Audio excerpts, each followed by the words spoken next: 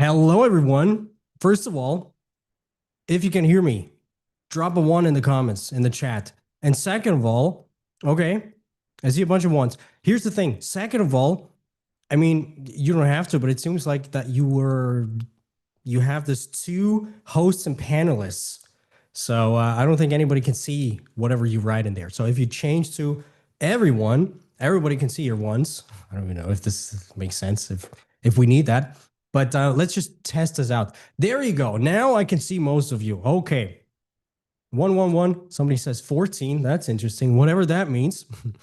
But awesome. So we're going to have a very intense workshop ahead today. I'll show you basically everything you need to know to build an actual personal brand in 2026 from scratch or wherever you are, right? Whether you're literally from scratch or whether you have 50, 100, 300,000 followers. Because, yeah, things have changed. And first of all, I'm still sick. I've been sick for years, sick mentally. But I've actually been sick for 2 weeks now. Who has been sick as well? Because it seems like everyone from around the world has been sick. This weird long ass sickness. Um, yes, me. Wow, yeah, quite some people. I am right now. Well, there you go.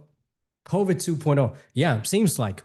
But yeah, point being, things have changed a lot in the whole content world. And the whole content industry is in a massive shift right now. So much actually that I don't think people understand this. And we're going to see lots of creators lose out, honestly. And frankly, taking a look at just some of my own advice, even that I gave like a year, 6 months ago, just doesn't work anymore. Also, apologies if I have to mute myself to cough. Yeah, that's how it is. But yeah, so before we get started, let me know again. Drop a one in the comments if it's the first workshop ever that you attend here, and a two if you've been here before. I just love to know. 1. Okay, mostly ones. Awesome. Love it. Bunch of twos. Sure, fair enough.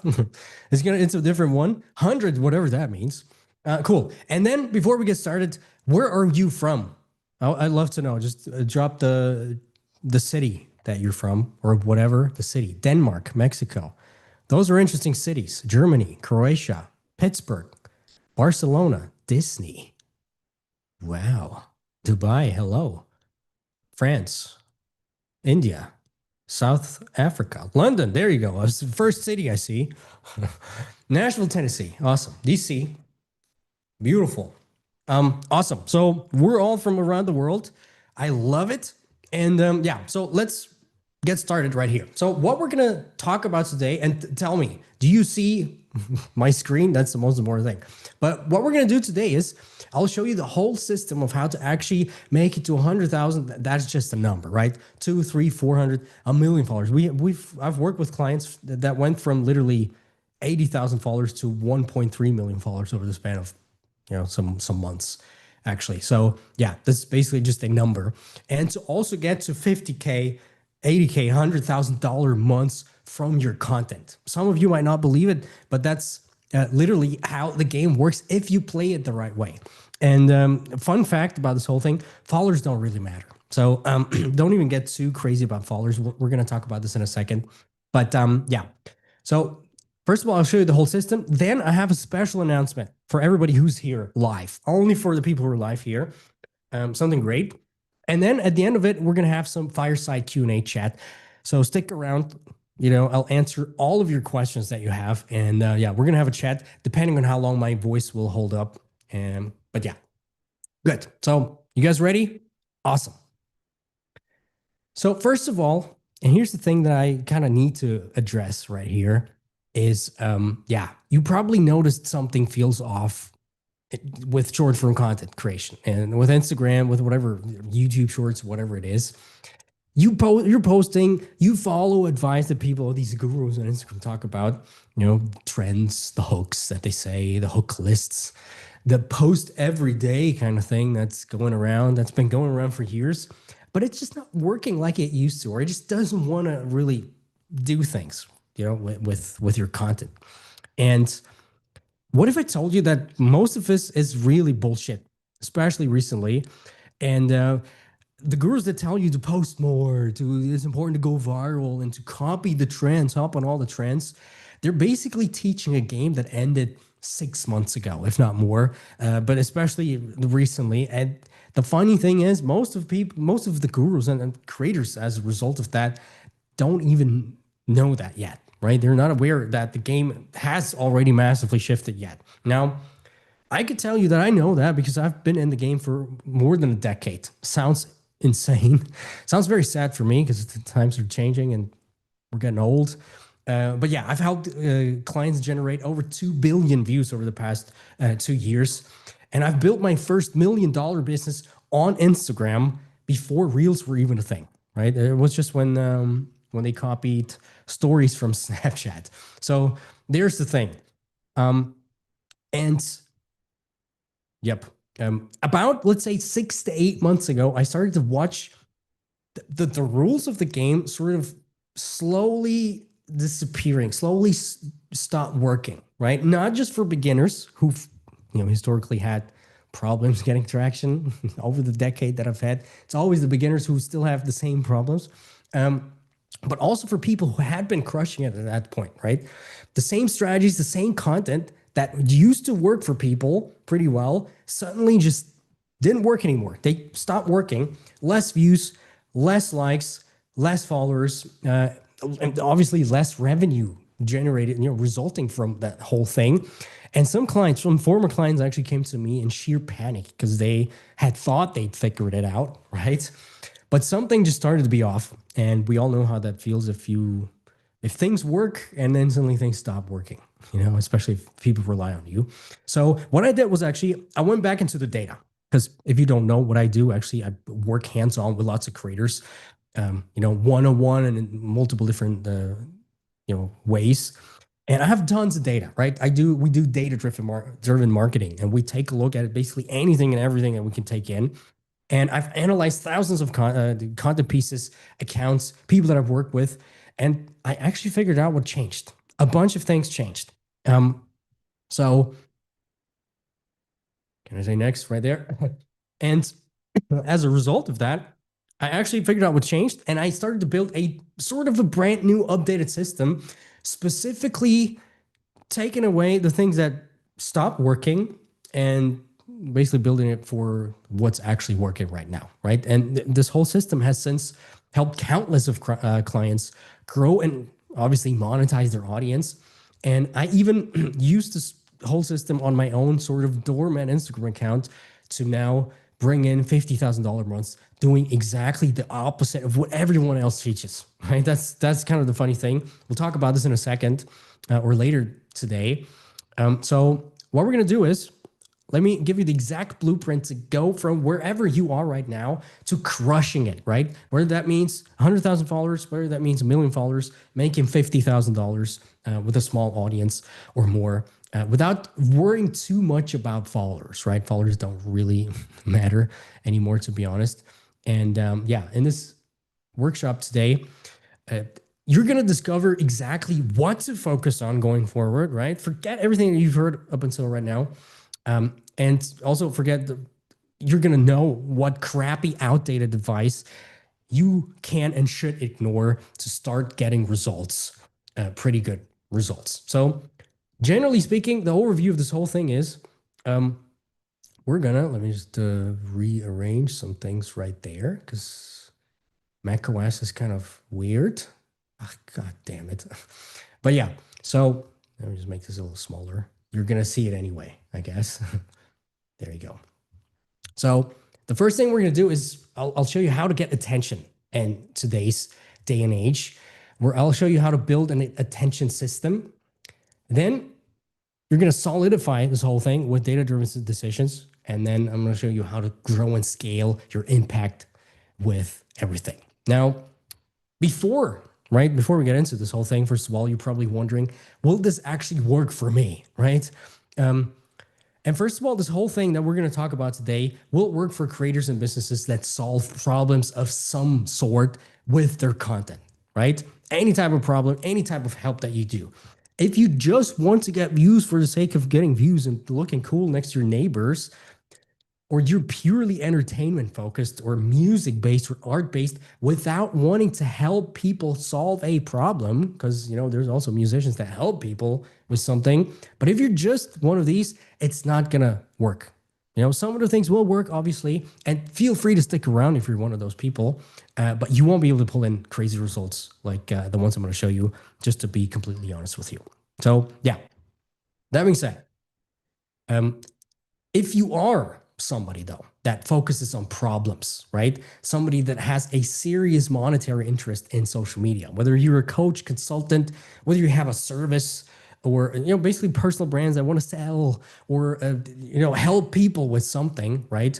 Um, this is actually perfect.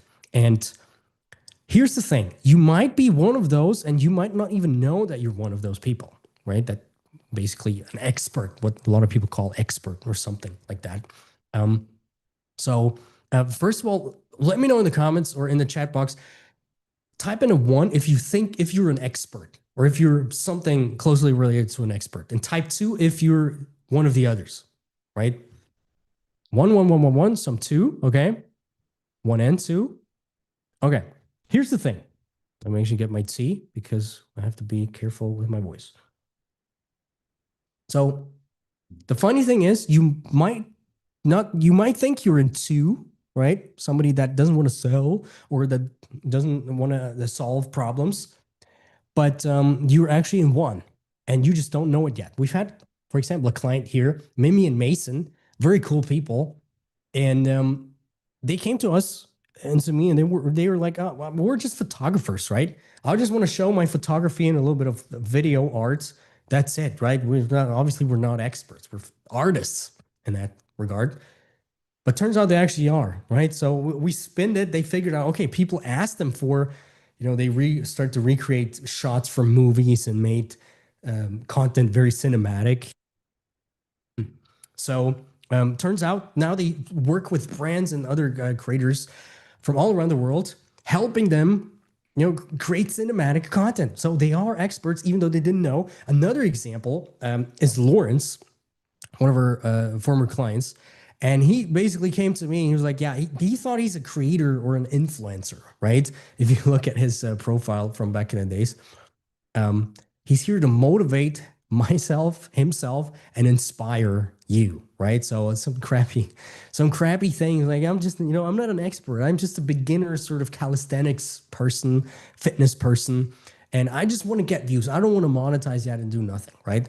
Obviously, we instantly were like, well, that's crap. That's not going to help you.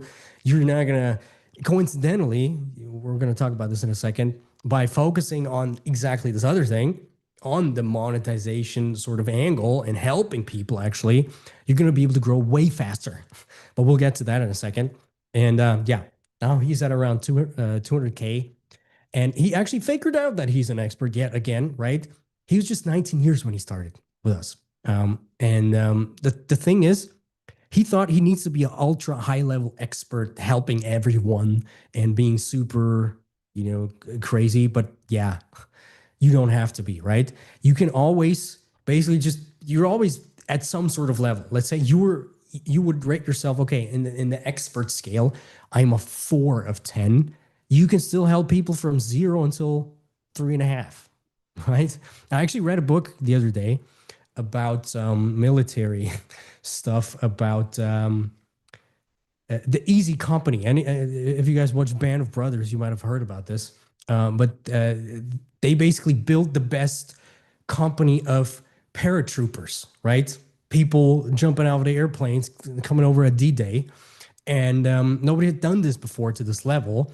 And in this book, I literally a few days ago read that the people training them, Kurahi, there you go. You guys are awesome.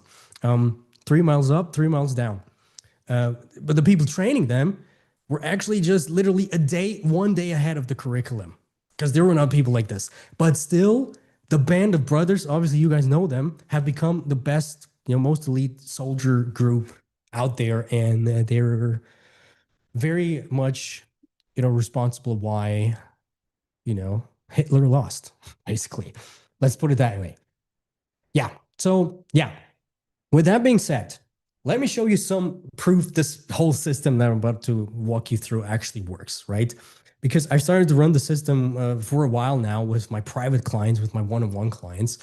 And the ones that were actually stuck at a plateau, whether they are stuck at 3,000 followers or 30,000 followers or even 300,000 followers, we have some clients who were stuck at 800,000 followers for years. But pulling them through the system, they were able to start hitting lots of numbers. This 800K followers that was stuck, who was stuck for years, is now at 1 point something million. So things are working well. But here's just some examples here, and they're actually special examples because the people started again getting traction doing this. Whether it's 2 million views, 4 million views, whatever it is. But if you look at the left one right here, 92K views, that's actually the one that's way more powerful than these ones. Because what we want with this whole system, we don't want to get as broad as possible. That's the old game, going viral for the sake of going viral. We want to get super targeted and reach the right kinds of people. Yeah, basically gain trust among those people, right? And as a result of that, just pulling the people that I just talked about through the system, just because they started to get more traction again, they, on average made 2.3 times more revenue in their business, right? Just from the increased trust and from the increased reach. So that's awesome. And even a crazier result came from Angel, which is, sorry, one of her former clients. And she went basically from getting 25 followers per reel, which is a standard, I guess, to actually a single reel hitting and gaining her 67,000 followers, right? Which is just insane. Yeah, I was just talking to my community manager, Florian, who's right down here below. She's now part of some famous groups. I wasn't even aware of that, but that just goes to show how crazy this game can be, right? While not focusing on going broad. That's the funny thing. Okay. So remember that, right? We have tons of examples right here. Tyler basically went from zero or from 3,000 to 7,000 followers within just a few weeks of implementing this. Doesn't sound like a lot, but then he introduced the other things, later parts of what I'm going to talk about today, and made 24 grand within 3 weeks. And yeah, I could tell you that, like I said, I could talk for hours, show you screenshots about this whole thing, just to make you understand this game has changed, right? But the game has changed, but there is a system that actually you can use to, grow through the change system, through the changed game, right? So I'm super excited to show this whole thing with you. So what is the strategy here for you to grow your content, basically to help you make $1 million in dollars with your content fast? So before I'll show you the exact strategy, I still need to tell you one thing, because you need to understand why everything kind of broke. Because if you don't understand this, it's not gonna make sense, probably, right? So listen closely. So two major things collapsed over the past half year or something like this, and almost nobody connected the dots, honestly. First one is trust. I call it the trust recession, and it has a lot to do with AI, right? This whole thing broke something fundamental. I'm not just talking about fake AI videos and obvious AI content, but something a lot deeper. And honestly, I feel like it's the brain's response of kind of making sure, okay, there's some threat. We can't be sure what's real or not anymore. If somebody makes stuff up, there's so many fake gurus out there, and there's just some subconscious thing down there that's kind of always scouting content in terms of, is this bullshit or not, right? And this bullshit filter is higher than ever. The major thing about why content worked was, you can show versus tell, right? I can show what I'm doing, but this whole advantage is gone now because we can literally fake everything, right? So yeah, so people kind of stop believing what they see online, and the major thing, if you probably notice it yourself when you scroll through your feed, the first thing you think of is I want to swipe away. I don't trust. I don't want to follow this person, right? So you have to get some trust elements to follow somebody. The second shift, and this is honestly even bigger, is what I call the originality meltdown, because everyone nowadays is copying everybody blindly without thinking of why things work or what works, without understanding their audience. And gurus out there, and this is what I said at the beginning, and I just hate them. Basically, they just say, just copy what works, right? Just take a look at this hook, and here's my hook list, and copy these hooks, and you will go viral with that. I could just throw up, to be honest. And everybody's using the same, yeah, whatever. And the algorithm, as a result of that, sees 15,000 creators creating exactly the very same video, right? And the problem with this is, there's multiple levels of these problems, but you as a consumer, or people that consume your content, they can't tell content, they can't tell a creator from another creator apart. You probably, just think about it like that. You probably were on Instagram today, swiping through your feed. Do you remember the last creator that you actually watched, the name of the last creator that actually was there? And if yes, cool. But do you remember the one that was 3 reels down? Probably not, right? And as a result of all these things, trust being broken and also originality being dead, and nobody's really standing out from the crowd, engagement is also not what it used to be, right? Because people are like, I'm not gonna, I'm passively consuming, right? So we actually need to play a totally different game. And this is exactly the game and the new system that I built this whole thing. So what's this whole new approach? First of all, I'm going to tell you, this new approach is not, like I said, about chasing virality, right?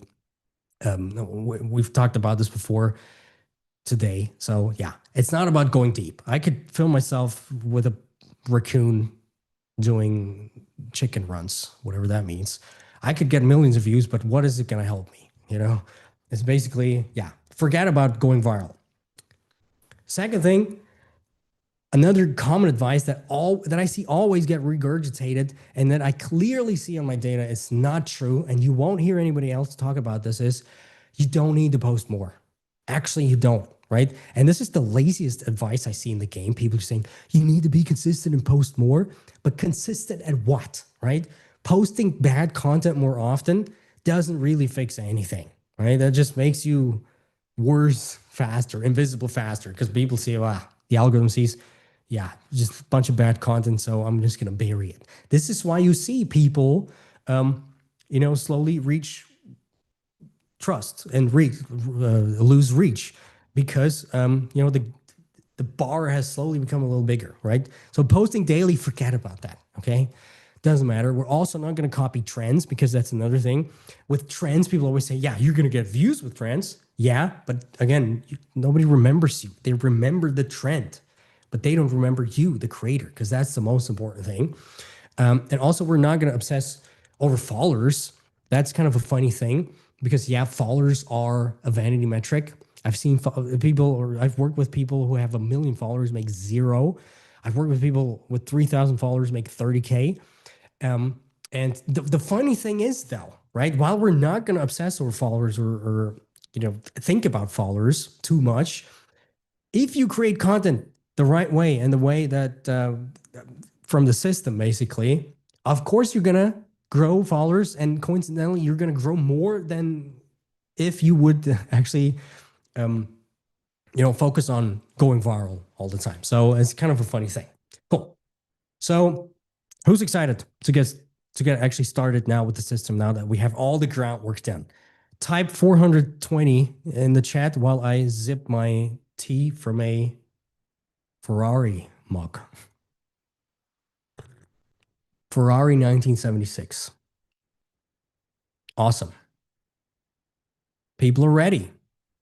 120,000. Look at you. Somebody's good at math.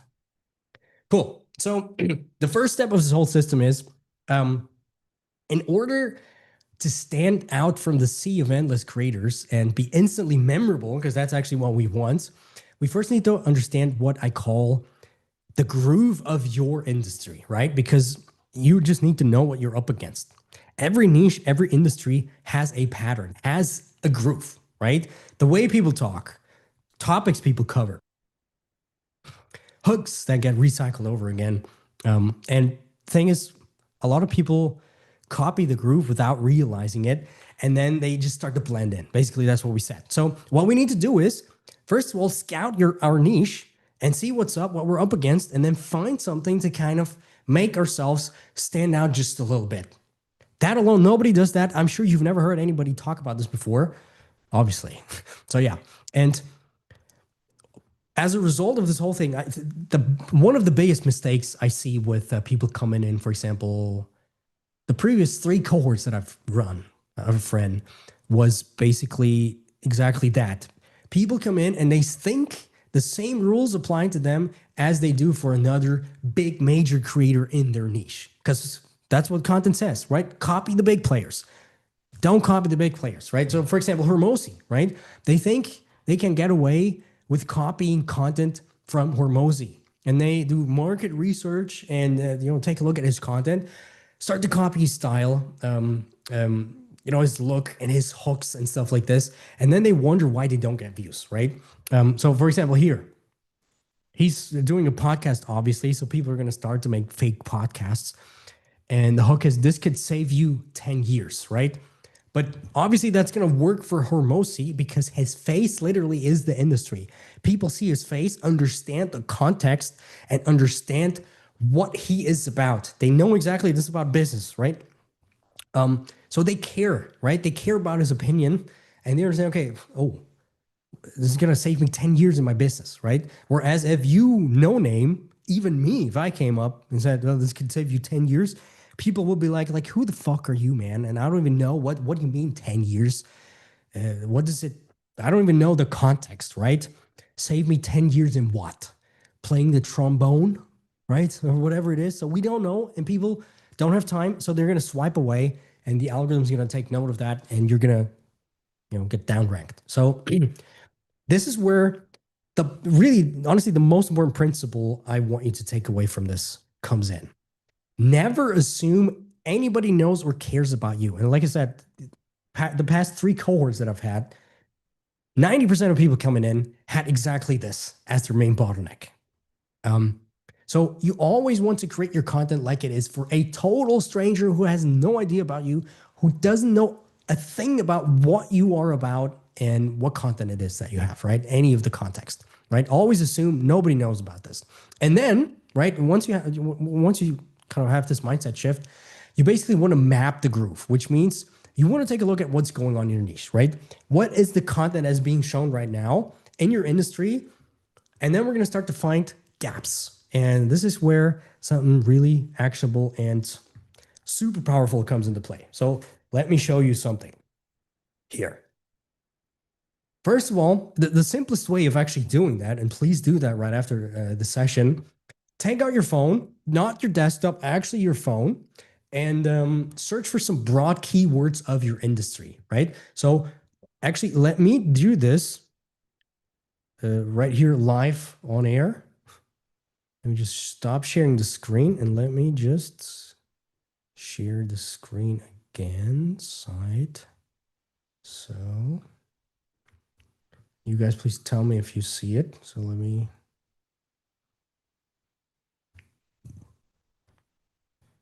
Take a second.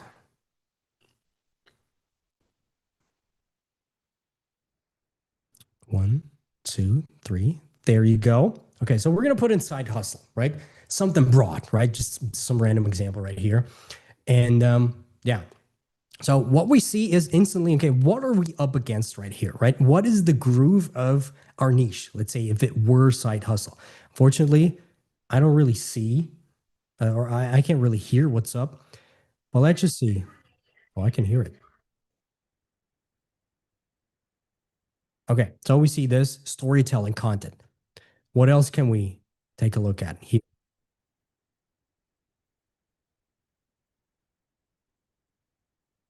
Okay,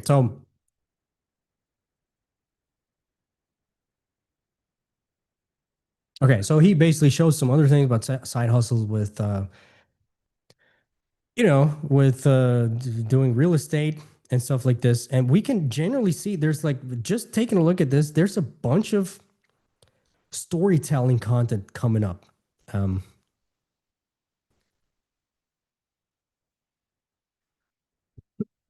we can just see, right? My college professor says this is illegal. So instantly, it was like very, very curious, very, very interesting right here. Um, yeah, there's a few other things that I've seen. Some people literally, I don't see it right now, which is very interesting. Out there, for example.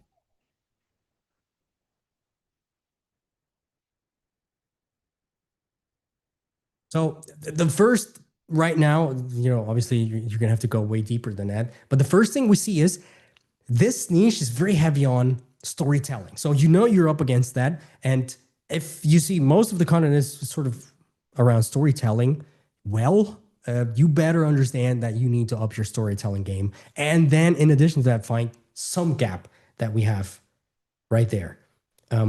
So let me actually share my screen again right here for my presentation. So yeah, if you look, somebody literally bought a vending machine, which is just insane, to basically create content with it, just kind of show people how much do people make, right? And then what you want to do is you're going through your niche, and what I would really advise you to do is take two, three of the broad keywords of your niche and do the same thing here, and note down what you spot, right? Any patterns that you spot. Like I said, here, a lot of it is storytelling. Some are a little lower quality in terms of production, so there might be a gap right there. But you're going to see topic clusters. You're going to see similar hooks, maybe even a style that dominates, right? Just write all of that down. Really, really important. Because this is only part one of two, basically, and everybody stops there because then they're like, okay, here's the topics, there's the clusters, there's the patterns. So I'm going to do more of this, exactly this. Obviously, you're not going to stand out, right? This is where we have the problem. That worked 2, 3 years ago, not going to work anymore. So what you need to do is you need to spot gaps that you can fill somehow, right? And there always is a gap, right? If you're like, oh, it's so hard to find a gap, that is literally what makes you blow up and makes you change your life, spotting that one gap or multiple gaps, right? And there always is a gap, right? Somebody nobody's doing, right? Or something everyone is doing badly in your opinion, right? Your opinion could be a gap or an angle nobody's taken, or just simply, and that's like the easiest one, the one that I recommend all clients, just find something that everybody talks about that you totally disagree with and just make that your thing, right? Instantly you stand out because you're the person that says, well, everybody's doing that wrong, right? Similar to what I'm doing to you right now, right? But it's not even fake. That's the thing. Advice that's out there is crap, right? This is why you're here, right? So think of the same thing for your niche, right? And I actually gave you a bunch of gaps here just for you. Some easy gaps everybody can spot in their niche. So for example, a production gap, whatever that might be. So for example, everybody is raw and sort of scrappy content, phone-ish content, right? Come in polished, right? Just that alone will make you stand out. Everybody's overproduced, do it the other way. Come in raw and messy, right? Or a credential gap, right? People don't show real proof. People just have talking head, sort of boring content. Show that you have actual results, right? User results. Or if everyone's flexing credentials, come in from the relatable side, right? Be the underdog in a way. Or the one that I said before, contrarian. What does everyone in the niche say that you think is just bullshit or that you disagree with, right? Or a niche down gap. I didn't write this in there, but sometimes it makes sense. Honestly, it's going to be confusing, so let's not talk about this. Or a story gap, right? Your content, your story, your journey, obviously, is one of the best gaps because nobody can copy this, right?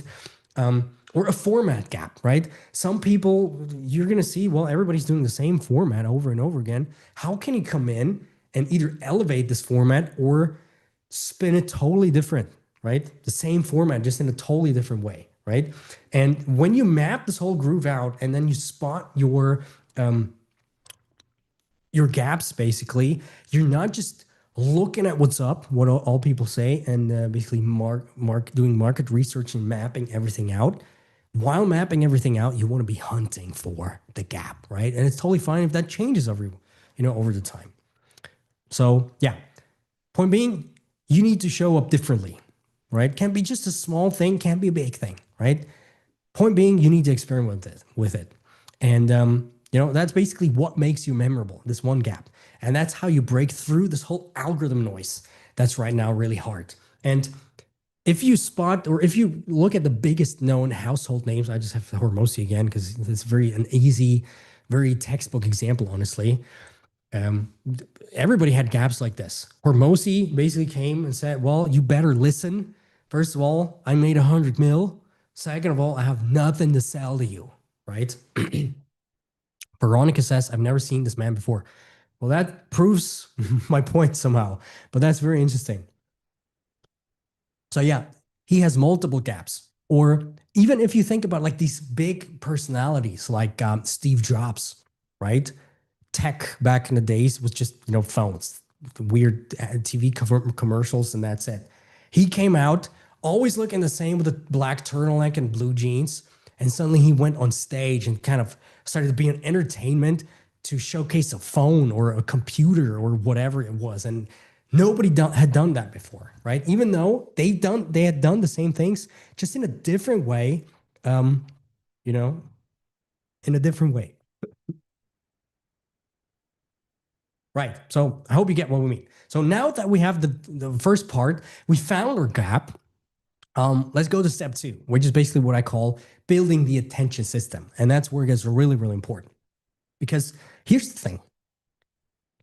The content is not your bottleneck. Your offer is not your bottleneck. Your hooks are not your bottleneck, basically. Your profile is not your bottleneck. It's actually attention, right? Getting attention in the first place. Now, step 1 is actually going to make you get attention a lot easier, right? Just because of the nature of this.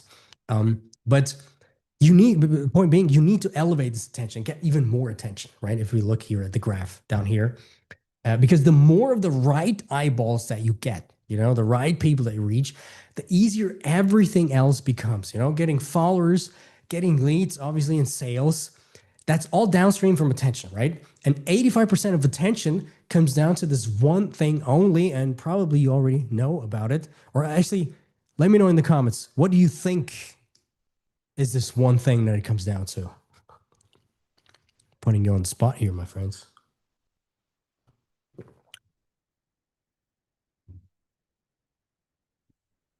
Somebody says conflict, solving a problem. Interesting. Curiosity, storytelling. Roxanne, hook. There you go. Yes, it is the hook. But you guys are still being pretty smart because conflict, solving a problem, curiosity, authenticity, these are all parts of a successful hook that actually makes people stop, right? And the thing about hooks here is the most successful, my top clients basically spend 85% of their creative energy on the hook, right? Not the content, but actually just the very first 3 seconds, right?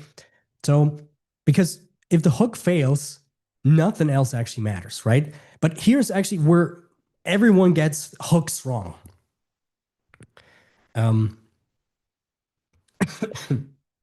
Especially nowadays, and I just hate it. When I do competitor market research on Instagram, I'm like, no, because hooks are not funny words or swipe files or templates and stuff like this, copy and paste templates. That's 2025, right? We want to stand out with hooks that don't feel like they're copied, right? Because that's 2025 thinking, like I said. In 2026, hooks only work if they actually hit something inside your viewer, right? A fear, a desire, a frustration, right? If they hit them, not you, but them, right? Their needs, right? They need to instantly identify themselves within the first, I put it here, 3 seconds, but that's actually wrong. This whole thing needs to happen within the first half second. That's the most important part right here. It needs to be instantly clear for them that this content piece hits some of their emotions, right? Their fears, desires, dreams, pain points, whatever it is, right?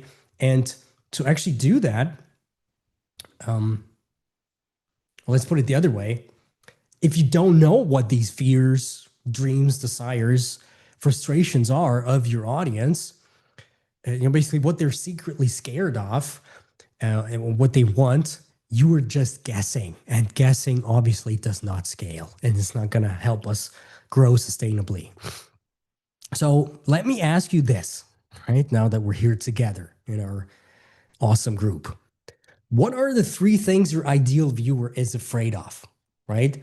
What's the one outcome they want more than anything? If you can't instantly answer that, right? If you have to think about this, you have your own gap, right? You have problems about this. So this is why your hooks are not landing. This is why why you don't get views. So think about that, right? Really map this out right now.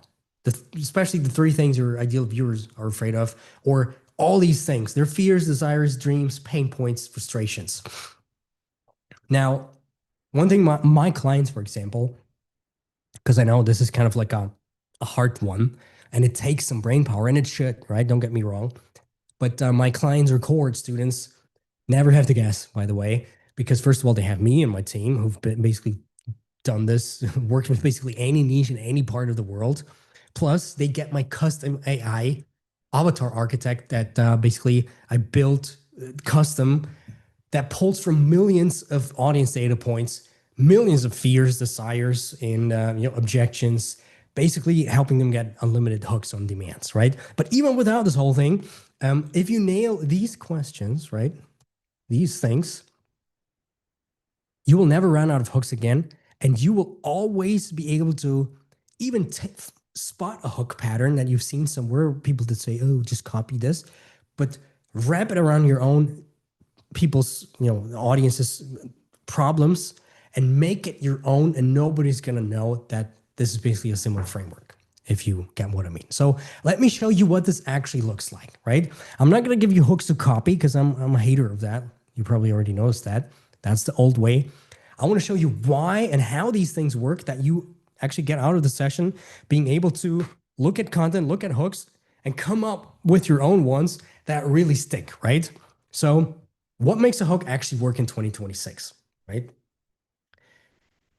In the first 2.5 seconds, roughly 3 seconds, you need to create curiosity, and it needs to be instantly clear who it's for and why they should listen. And I actually have a formula. You probably heard me talk about this before.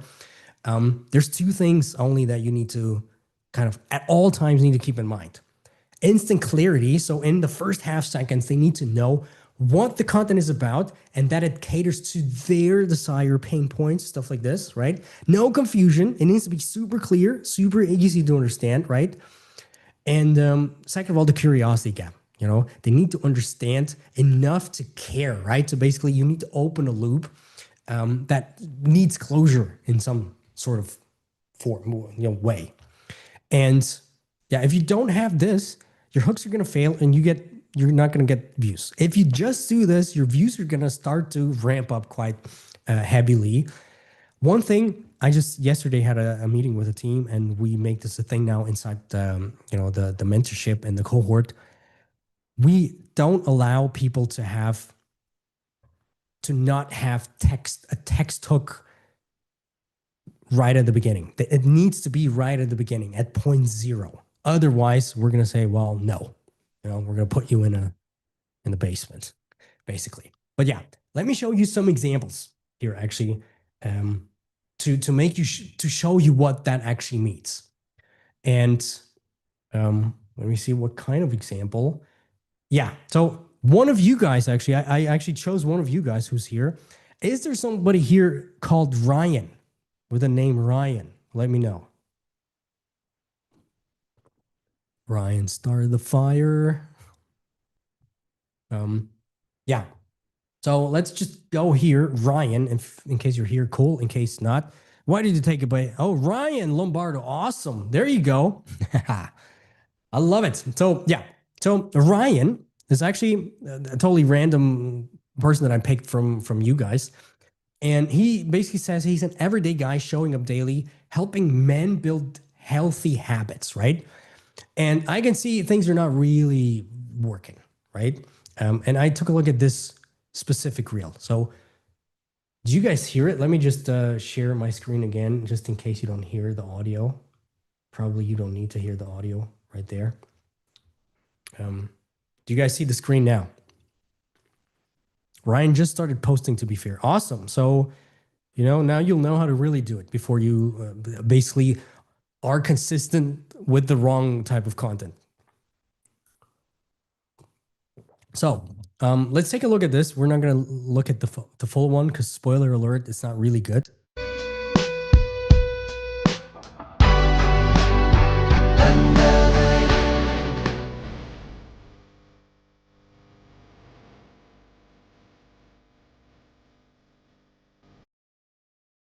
Okay, so there's that, right? Basically, if we look at the hook, the text hook, Florian wasn't ready for nipples. Yeah, that was a pattern interrupt. So you guys will wake up. So, yeah, day 1 of 100. Okay, so that's the text hook. Does that cater to instant clarity, curiosity? Do I know what do I care about this? Probably not, because I don't know the face. I don't, day 1 of 100, first of all, I don't even know what that means. I don't care because I don't know you. Plus 1 of 100, that's a commitment, right? And we have commitment issues, especially with short form content. You might have heard people talk about signature series, and it's like a major part of my 60-day framework that I talk about in my programs. But signature series and these long-term series are actually hurting, or long-term series are actually hurting you more than they do good, especially if they're long or if they're like 1 of 30, whatever, doing whatever, right? Because yeah, you're just gonna push people away. So day 1 of 100, showing up for myself. Does this hit a pain, desire, frustration of our target audience? Let me know in the comments. What do you think? No, no, nope. Exactly. So you have to understand, like we said before, nobody cares about you. They all hate you until at some point they start to like you, right? It's like dogs. Well, actually, no, this is a bad example because, yeah. So Veronica says something interesting. It might work if she was really unattractive and overweight. Oh, so that's actually a very interesting point, because then if he were unattractive, by the way, Ryan, this is Veronica. Seems like she finds you very attractive and perfect. So that's what I get from this conversation. Feel free to, invite me to your wedding, and I actually expect it. But the thing here is, if he were overweight and unattractive, then we would have an emotional touch point, because then we see our own problems if we're overweight as well. And if we want to get, muscular and fit, we see our own problems through his lens, and suddenly it's a me problem, and it's not like showing up for myself, right? I don't care. Okay, it's day 1 of 100. Oh, maybe I can copy what he's doing, right? And I can see the desires, frustrations, pain points, and stuff like this, right? So now, with that being said, I actually did some digging and I found basically the same content, just the right way, right? So let me actually show you something, and you might be very surprised because it might not seem like it's a perfect video. So let me just watch this. This one has 1 million views and is just in a guy sitting in a car, right? Well, we can't hear it, so let's restart this again. We can't hear it. Can you guys hear it? No. If you feel like nothing lights a... So let's do it again. If you're tired all the time, if you're unmotivated, if you're numb, if you feel like nothing lights a fire underneath you anymore, this is the video for you. You're not broken, but you are disconnected. And I'm going to tell you how to reset your mind, your body, and get your edge back within the next 30 days. So essentially the same thing, just totally, flipped away from, oh, look at me. I even forgot already what it was. But, if you are tired, unmotivated, if you're losing drive, He's basically calling out the fears and pain points of his target audience, right? Do this for 30 days. 30 days versus 100 days, basically the same thing. And somebody says, I'm waiting for the toothpick to fall out. Yeah, that's actually a part. This is another thing of kind of hacking retention. We're not going to talk about this here. Pattern interrupts and stuff like this. We have a bunch of lessons in the cohort about this. But yeah, that was a good spot here. But that's basically the same thing, right? And just that has 1 million views. And just to show you the point, he's not a big account, right? And he has, also not the best views, but, and that just goes to show again, that's another thing, by the way, about the new Instagram algorithm. It looks at your content. And if the individual content piece is good, it's going to blow up. And conversely, you're not going to get punished if you have too many, really bad content pieces, right? There's always a chance of something breaking up, which is cool. But here we have 1 million views. And right there's a lot of these motivation people who are, did a bit of research, who are like sitting in a perfect studio and they're like talking to the camera with blur and like, looking down and being super, strong, basically, and motivational. And he basically took the gap and was like, well, excuse me. Basically, he's like, well, let me just sit down in my car, right? That's it. So again, the whole gap theory at play right here, plus the other thing, the step 2. Now, with that being said, let me just go back to our little thing. Or not. Or not. Where is it? Oh, there you go. Just 1 second. Obviously, technologic.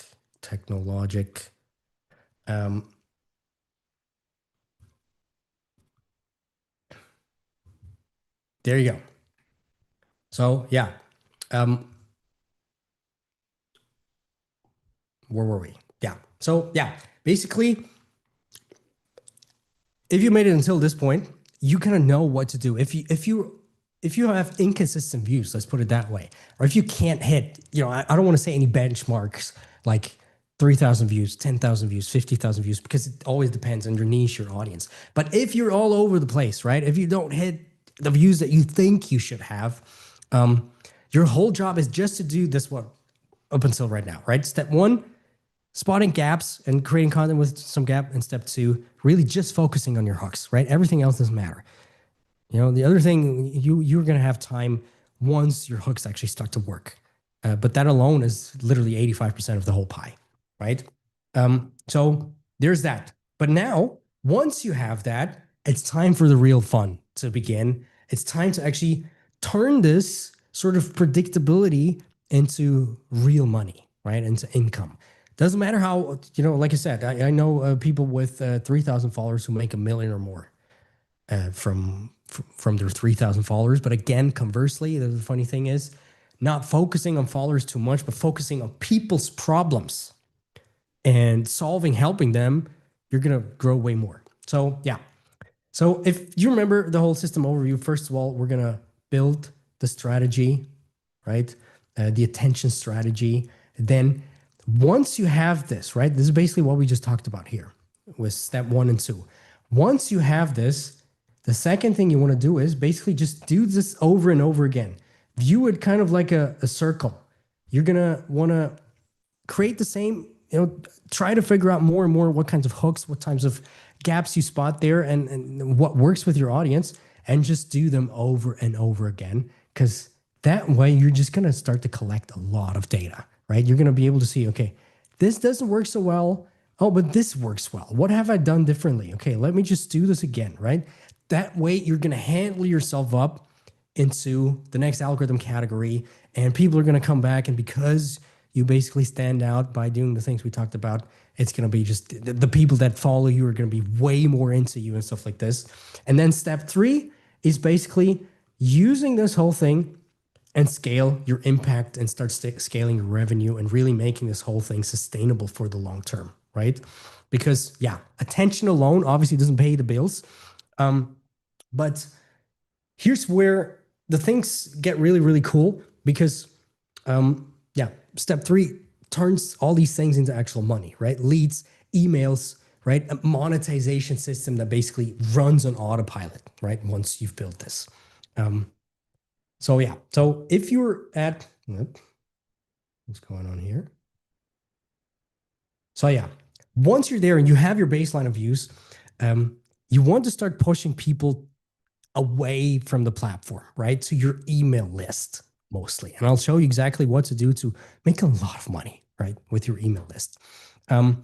Because, the thing is right here, if we go back right here, the step one is basically the hard part, right? The things that we just talked about. The other things are basically just systems, plug and play systems that basically you set up and then you focus on the content and then it just starts to feed itself. It starts to compound itself, right? But yeah, a point being, at this point, at some point, you want to start sending people to an email list and start this whole thing because that is the most powerful thing ever in content, right? And you might not even see this as content, but email is something I would actually consider long form content. Let me get into that in a second. But for example, here, I don't even know how many people were here, but we had like 700 people sign up, even though we have a cap of 500 people here to be live with us. I don't think we're 500 people though. But I'm sure you all come from my email, right? I didn't even promote it anywhere else apart from, some small things here and there. And yeah, basically, what I do is with my email list, and what you need to do with your email list is you want to send out value weekly, right? That's the most important thing. I've sent out value emails almost weekly, let's put it that way, whether that are deep dives about some topics, problems, fears, desires, pain point things, right? Exactly the same thing, just in a written form. Because in order for people to trust you, remember from the beginning, the whole trust recession that we have, just short form content, obviously, it's going to help you, but it's not enough, to be honest. This is where email comes into play. If they continue to get value, deeper content, where it takes 3-4 minutes to read, this is how you warm people up, right? And the thing about emails is it's not just like a promotion mechanism. It's actually a big safety mechanism as well, because Instagram could ban you. Instagram could be done, right? Or YouTube or whatever it is. They could be like, well, now Snapchat is back, whatever. Suddenly you start from scratch. If you have an email list, you don't start from scratch, right? You can always, pull people. You basically own these people, right? And the crazy thing is, if you focus on your email list and providing that extra bit of value, right? Always think of, again, their pains, desires, and front load your email content also to not be promotional, but to be actual value content, and just have 5% or 10% of your emails be a pitch, right? Or showing your offers or whatever you have. Just that alone is going to make you money on autopilot, right? And the longer you do that and the more you nurture this, the more impact you're going to see. So this is going to start to compound more and more and more. Here's an example of some of my emails that I send out. And just to show you how powerful this is just a screenshot right here, but let me actually pull this up right here. So for example, right, talking about the consistency part, and some people might ask me like, you're not super consistent. What's wrong with you, Dominic? Because I don't have to, right? Because I don't have the capacity. And that just shows the power of this whole thing right here. For example, this video, posted it September, right? At the beginning of September. It still continues to get views, but most importantly, it still continues to get leads, right? I have 6,000 comments, which means 6,000 leads. If 10% sign up to, let's say if 1% sign up for my one-on-one, which definitely is going to happen, it's what's 1%? Is it 600 people? 1%? Anyway, this one email could, or this one, reel can make, oh, my face disappeared. Yeah, I just see I'll be back in a second, apparently. But yeah, this one reel can make 6 figures alone, which is insane. Okay, somebody says 60. That took you way longer than it should have, my friend, because I was waiting for it. But yeah, just 60 means that like just this one thing has the potential to be 60, a 6 figure thing right there, which is just insane. And I hope you slowly start to understand why always hate on brand deals and stuff like this, because obviously they're just going to dilute your whole brand and stuff like this. Let's not even talk about it. But yeah, again, another example here from my own example. Just from my email list in a single week, I made $81,000 just from sending out 3 emails. By the way, am I back or am I not back? No. Now I'm back. There you go. Just from sending out 3 emails, which is insane, right? So, obviously, this whole thing goes very tightly together with your content, right? And I could spend hours just talking about email strategy, launch systems, and kind of, doing for you, being able to pull this off as well. Let me know if you want me to make a deep dive at some point about this. But here's what I want you to understand right here. Once step 1 is working, right? The attention system, right? Once you've found your gap and your hooks are actually starting to land, step 2 and 3 are basically just plug and play, right? Like what you said, you set up the email systems, you set up your offer stuff, the ManyChat automations and things like that, the nurture systems. Doesn't matter. They run, right? The only thing you need to focus on is the content. And the hard part is actually the content. And the hard part is where we basically, what we covered today, right? The rest is just systems. And when you pull all these together, right? All these 3 things, you're going to see stuff like this happening, right? Suddenly views breaking out, reels breaking out. Suddenly somebody making 26,000 with, I don't know how many followers at this point anymore, but just insane. Or Vanessa, who made $127,000 in the last 2 months just from, implementing this and just from scaling her content and installing the monetary systems, right? Insane, if you ask me. So yeah, with that being said, before we get into the Q&A, right, of this here, and before I'm going to take a 2-minute break of my voice, let me be honest with you right here really quickly, and let me tell you about something awesome special that is coming up. And if you're here, you have the chance. If you're not live here on Zoom, well, you're not going to see it anyway. But yeah, I just gave you step 1 and showed you step 1, right? Don't overcomplicate things. Most gurus love to overcomplicate things, but it's really not. It's just about implementing and rinse repeating these steps, nothing more, right? You're going to get results. There's no question about this. If you do exactly what I said, right? The groove, the gap, the hooks, right? And you will see results. But step 1 is obviously just the foundation, and it's not the whole house, if you will, because you still need, and now my voice is really starting to fade away. You still need data systems to actually know what's working for you as well. Content frameworks to build the trust very easily, because obviously there's a range. Profile optimization, the email strategies that we talked about, and launch systems to basically turn buyers into 20, 50, 100K months. And by the way, if you're already making $50K a month, from your content, these systems are even going to help you way more than that, obviously, because the leverage is just way higher. Right? We've had somebody come in with, I think, $34,000 a month in their highest month, right? Very up and down. And within a few weeks, she implemented some of the things, and suddenly she's like, yeah, I was making 78K last month, right? Just within a few weeks. So just that alone just shows how crazy this whole thing is.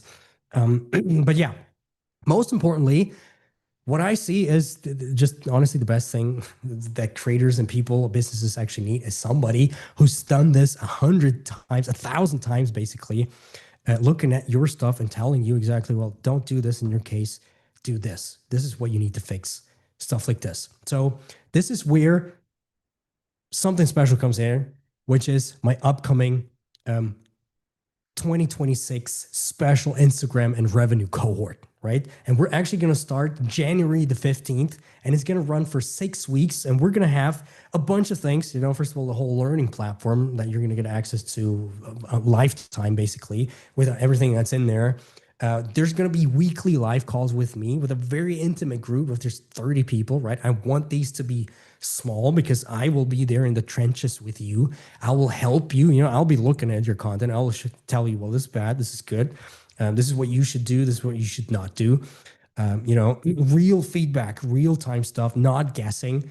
Obviously, you're going to get the full system. We're going to walk through the full system together as a group with me and my team. My team's also going to help you implement, first of all, in extra implementation sessions. Second of all, in the community where I'll be in there, give you feedback and stuff like this. All the systems, from all the content attention systems to the monetization systems, the launch sequences, basically the whole rounded thing. Updated so actually what works right now. That's the thing. We usually don't do a cohort in January.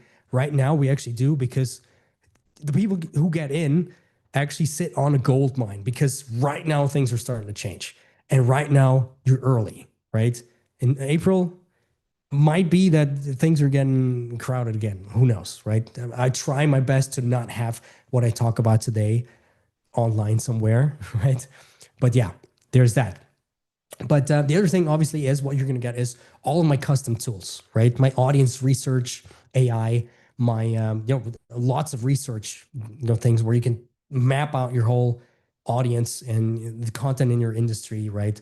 Hooks, basically script architect, where you pull in your scripts and you'll be able to see, okay, this is what works for retention. This is a pattern interrupt. These are different hooks. This is what you need to take for trial reels, right? To be able to break out, because that's a whole nother thing. And basically I built this first of all for myself, and then second of all for my private one-on-one clients. But people who get in today as part of the cohort, you're gonna also get full access to this. Yeah, excuse me. And obviously, you're going to get direct access to me and my team.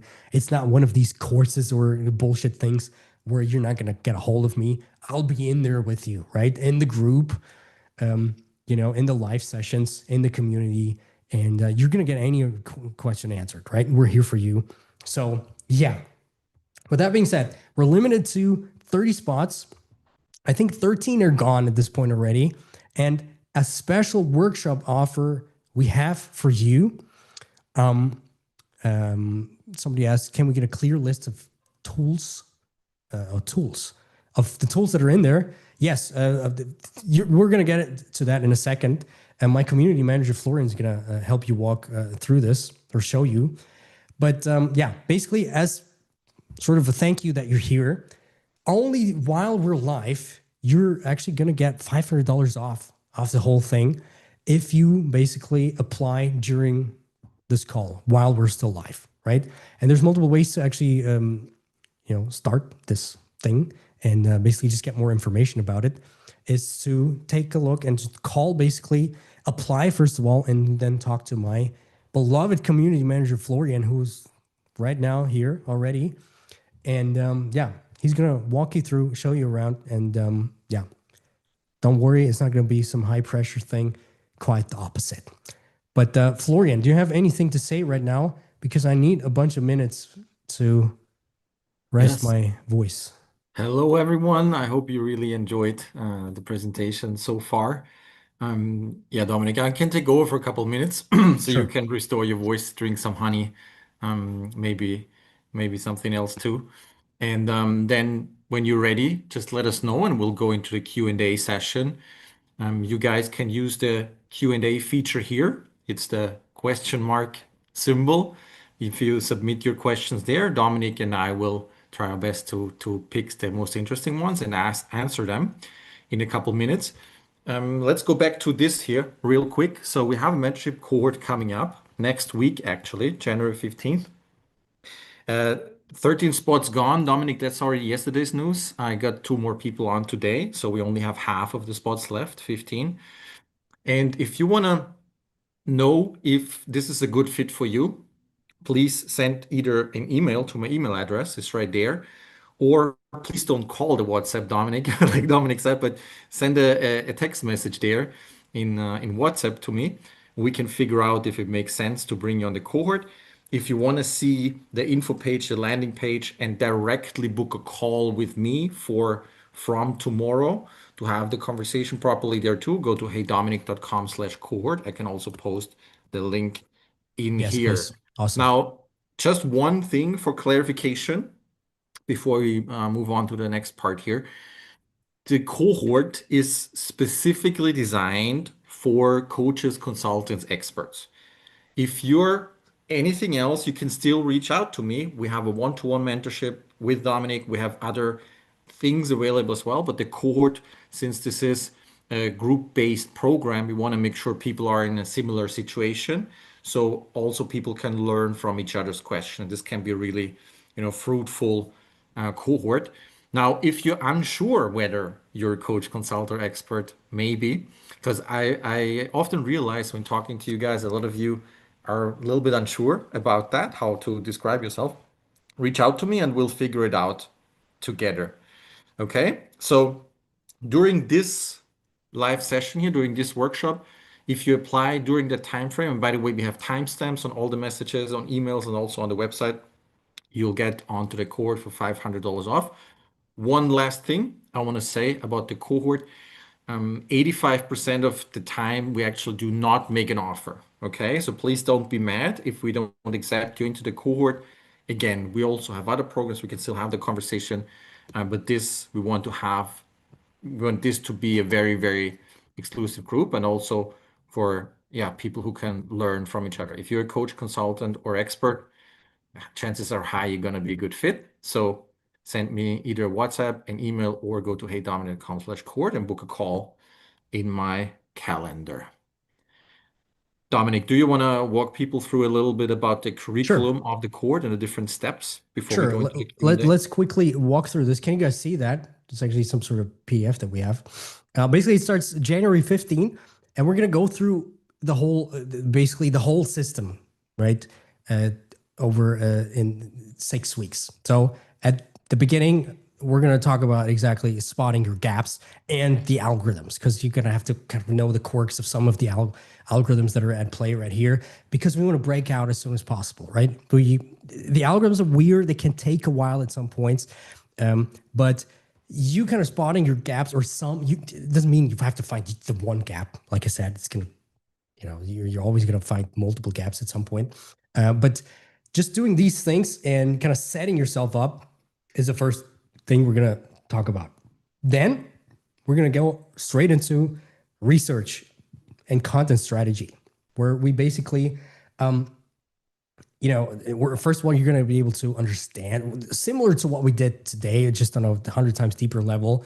Take a look at your niche, at your industry, and adjacent industries, and spot the patterns, spot more gaps, and kind of see, okay, what's working right now? What are the easy ones? What are the ones that you can come in from a different angle and stuff like this?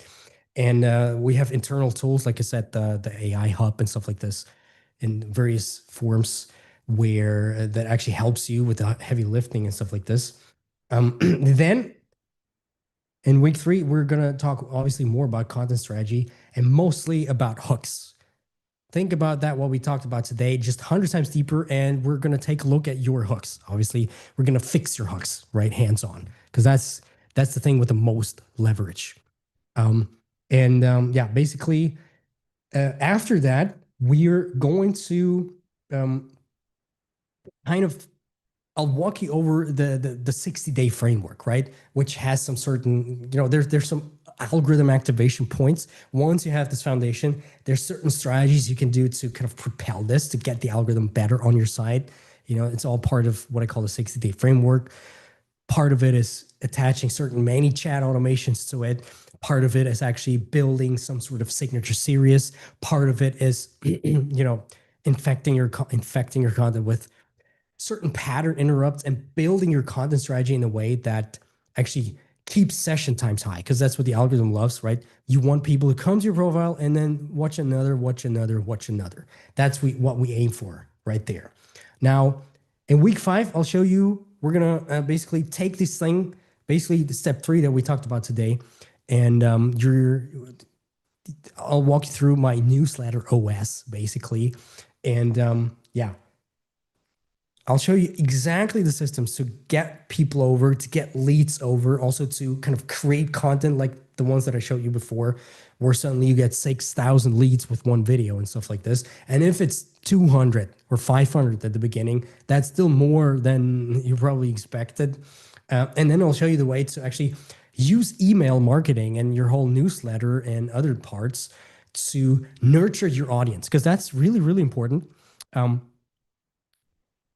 Short form content, blah, blah, blah, all good and all. It's important that you have good content.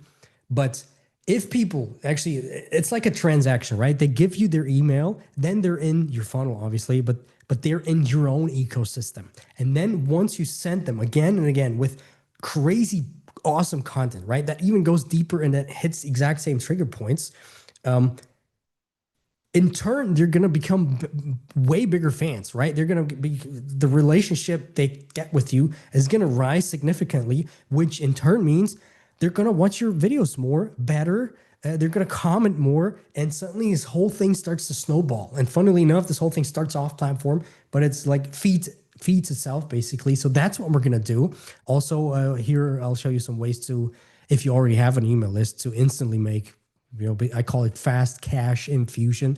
There's some small tweaks you can make to instantly make money. When I first did that, I already had, when I figured it out, the first month I had like 3-4 grand, just like that, from doing like 10 minutes of work, implementing some small things as part of the lead generation. Insane. And then week 6, we actually start to scale this. I'll show you how to, I'll give you all my launch systems, the launches I've made, some launches our clients made. You can literally plug and play these things, right? And then basically we'll dive deep into all of the analytics that you have, right? From all the 6 weeks or before that you had. We're going to take a look. I will actually take a look at your videos and be like, okay, you're going to show me your analytics and we're going to go through the videos and I'll tell you, well, here's something, here's a pattern, do this. This is how to scale this thing up, right? And yeah, by the way, at the beginning, right? At the beginning. So let's say you sign up even today, you get to schedule a one-on-one personal clarity session with my lead content specialist. And she's actually going to walk you through, getting you set up and actually take a look at your profile and spot some instant fixes. So that's another big one. But yeah, that being said, I think that's it about it, to be honest. If you want this PDF, let me know, let Florian know. And yeah, we can send it to you. But yeah. Okay, perfect. Yeah, I'm already chatting with some of you guys on my WhatsApp right here. Again, I'm still gonna be open until the end of this session, which is gonna be a few more minutes since we're about to go into the Q&A here in a second. I already saw a lot of you guys have already booked calls. All cool. Keep doing that. Keep applying. If you sent me a message on WhatsApp or an email, please, we forgot to mention that, Dominic, please also include your IG handle. And if you can give me a little bit of an introduction about your project on social media, that'd be helpful as well. Just all of you guys know, there's no way to join the court without having a conversation with me first, right? We want to make sure this is the right group. We want to make sure we can help everyone. So it's mandatory to have at least a short conversation to see if we can actually help you guys, right? So if you don't mind, include your IG handle and a short description on your project as well. Cool. Dominic, are you ready to go into the Q&A Sure. part? Of course. Okay. Let's do it. I can already see a lot of questions. Guys, by the way, don't send me the questions on my WhatsApp because if you guys just did, right? This is about exploring the cohort. If you have a question here, use the Q&A feature right here. I'll start with the first question here that I think I can answer so Dominic can recover a little bit more, and then Sure. I'll start with the questions for Dominic here as well. So yeah, we have this one question a lot. We get this in all the workshops, and I get this a lot also when people apply. Anna says, as a metal musician, what kind of content would help me grow my music fans. And Lawrence has a similar question. He says, thanks a lot. Why will this not work for artists? I got the gap. I can also help people provide value besides and within music. Well, there's there's two answers in one here. First of all, a lot of people that I talk to, they think they're an artist mainly. It's just, I feel like sometimes it's a little bit of a badge of honor for people to call themselves an artist, right? I've even talked to wedding photographers who clearly, have a service to offer that describe themselves as artists. So we can have the conversation. We can see what it actually means. If you are a wedding photographer, for example, you're clearly a photography expert as well. You have a high level service. You could potentially also help other wedding photographers, or you can educate people who get married on how to, make their wedding better, how to pick the right photographer, and all of these things. So there's always an angle there. Now, if you're a musician and you're just looking to get more plays on Spotify and that's it, social media is a tool that can help you. However, we're not the right people to help you with that. And the reason is pretty simple. For what we are specialized in, helping coaches, consultants, experts get more exposure, more leads, more business, we're 99% in control to make that happen. The system that Dominic has works for everyone who has some kind of value to share. Okay. Now, if you're a musician, metal artist, whatever, and the music is all you do, these things, these methods can still improve your content and it can still help you, but it's only like a 20% of it. 80% is, and this is gonna be painful for you guys to hear. It's about your music, right? And Dominic, if you remember, a couple of years ago, we were working with a client in a one-to-one, a rapper. We actually got 3 million profile impressions in a month, and only 11 people subscribed to the SoundCloud. So at this point, the question is that really that good of an artist, right? And so we cannot and we do not want to judge if someone is a talented artist, if the music is good, whatever it is, right? And so that's why and because we want to guarantee the results, we currently do not work with people who are just want to get people to notice their art. That's what it is. It doesn't mean social media doesn't work. It doesn't mean you shouldn't care about that, but it's just for us very hard to judge. And we focus on the people where we know we can help 100%. So that's that's the answer to that, really. I hope that that helps a little bit. Great. Dominic, how do you feel? Do you feel All ready good. to Sure. dive into Let's one? take it on. Okay, cool. So we have a very technical question here. Ooh, So I would like to ask you to keep the answer short and concise because I know you sure. sometimes go very deep on these technical things, but Sure. I feel like that might be interesting also.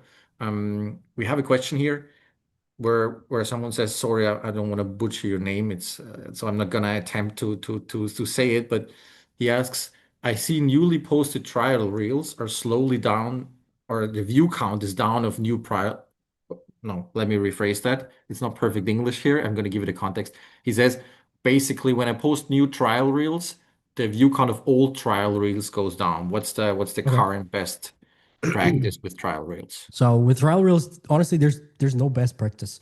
The good practice about this is literally just post them.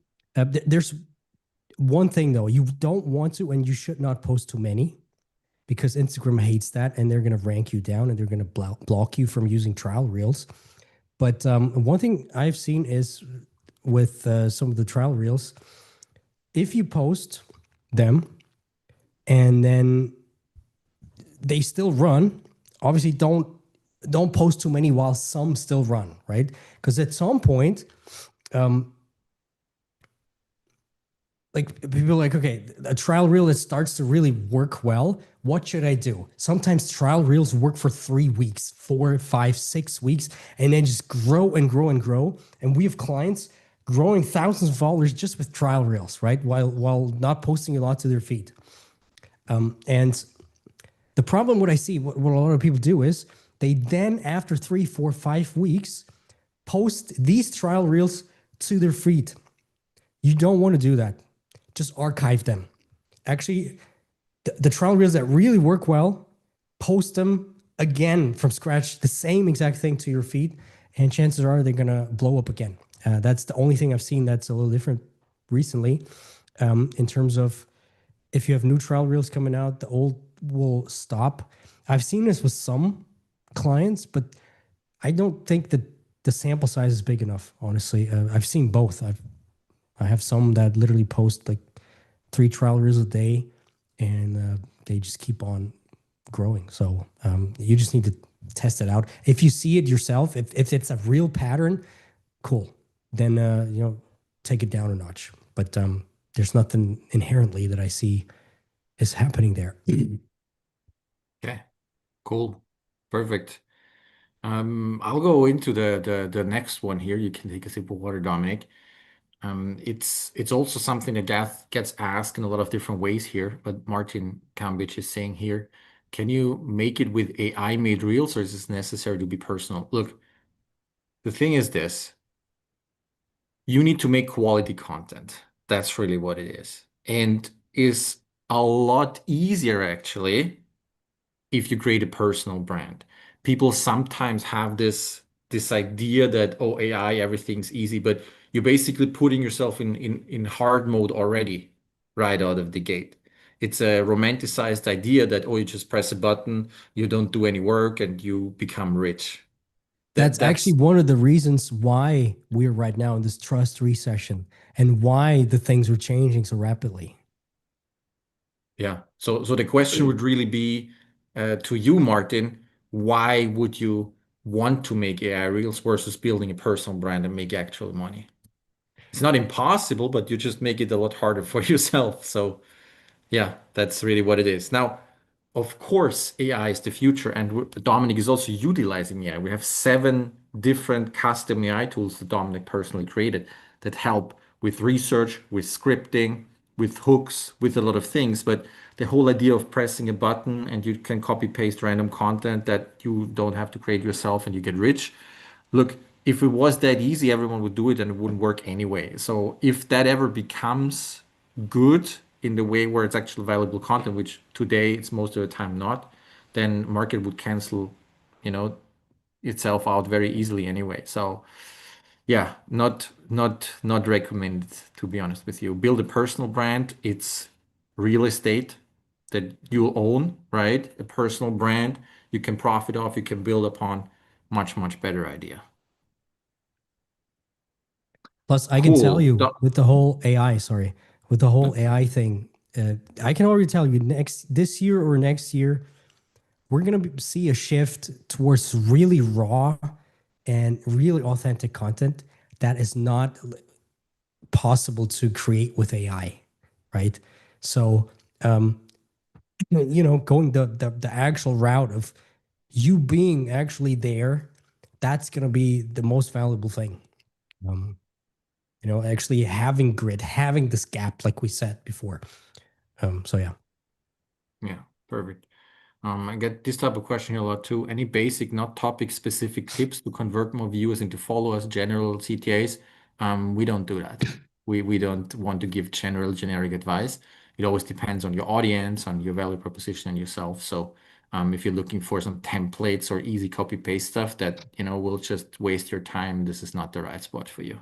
We Yep. develop long-term sustainable growth and brand strategies. It's a different thing.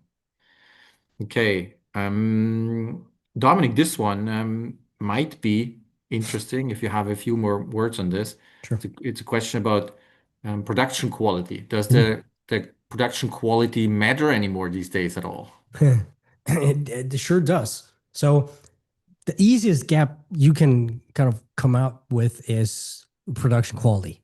I mentioned this earlier, but first of all, it could be that everyone in your niche is doing really bad production quality stuff. Then you can come in with better production quality. It could also be the other way around.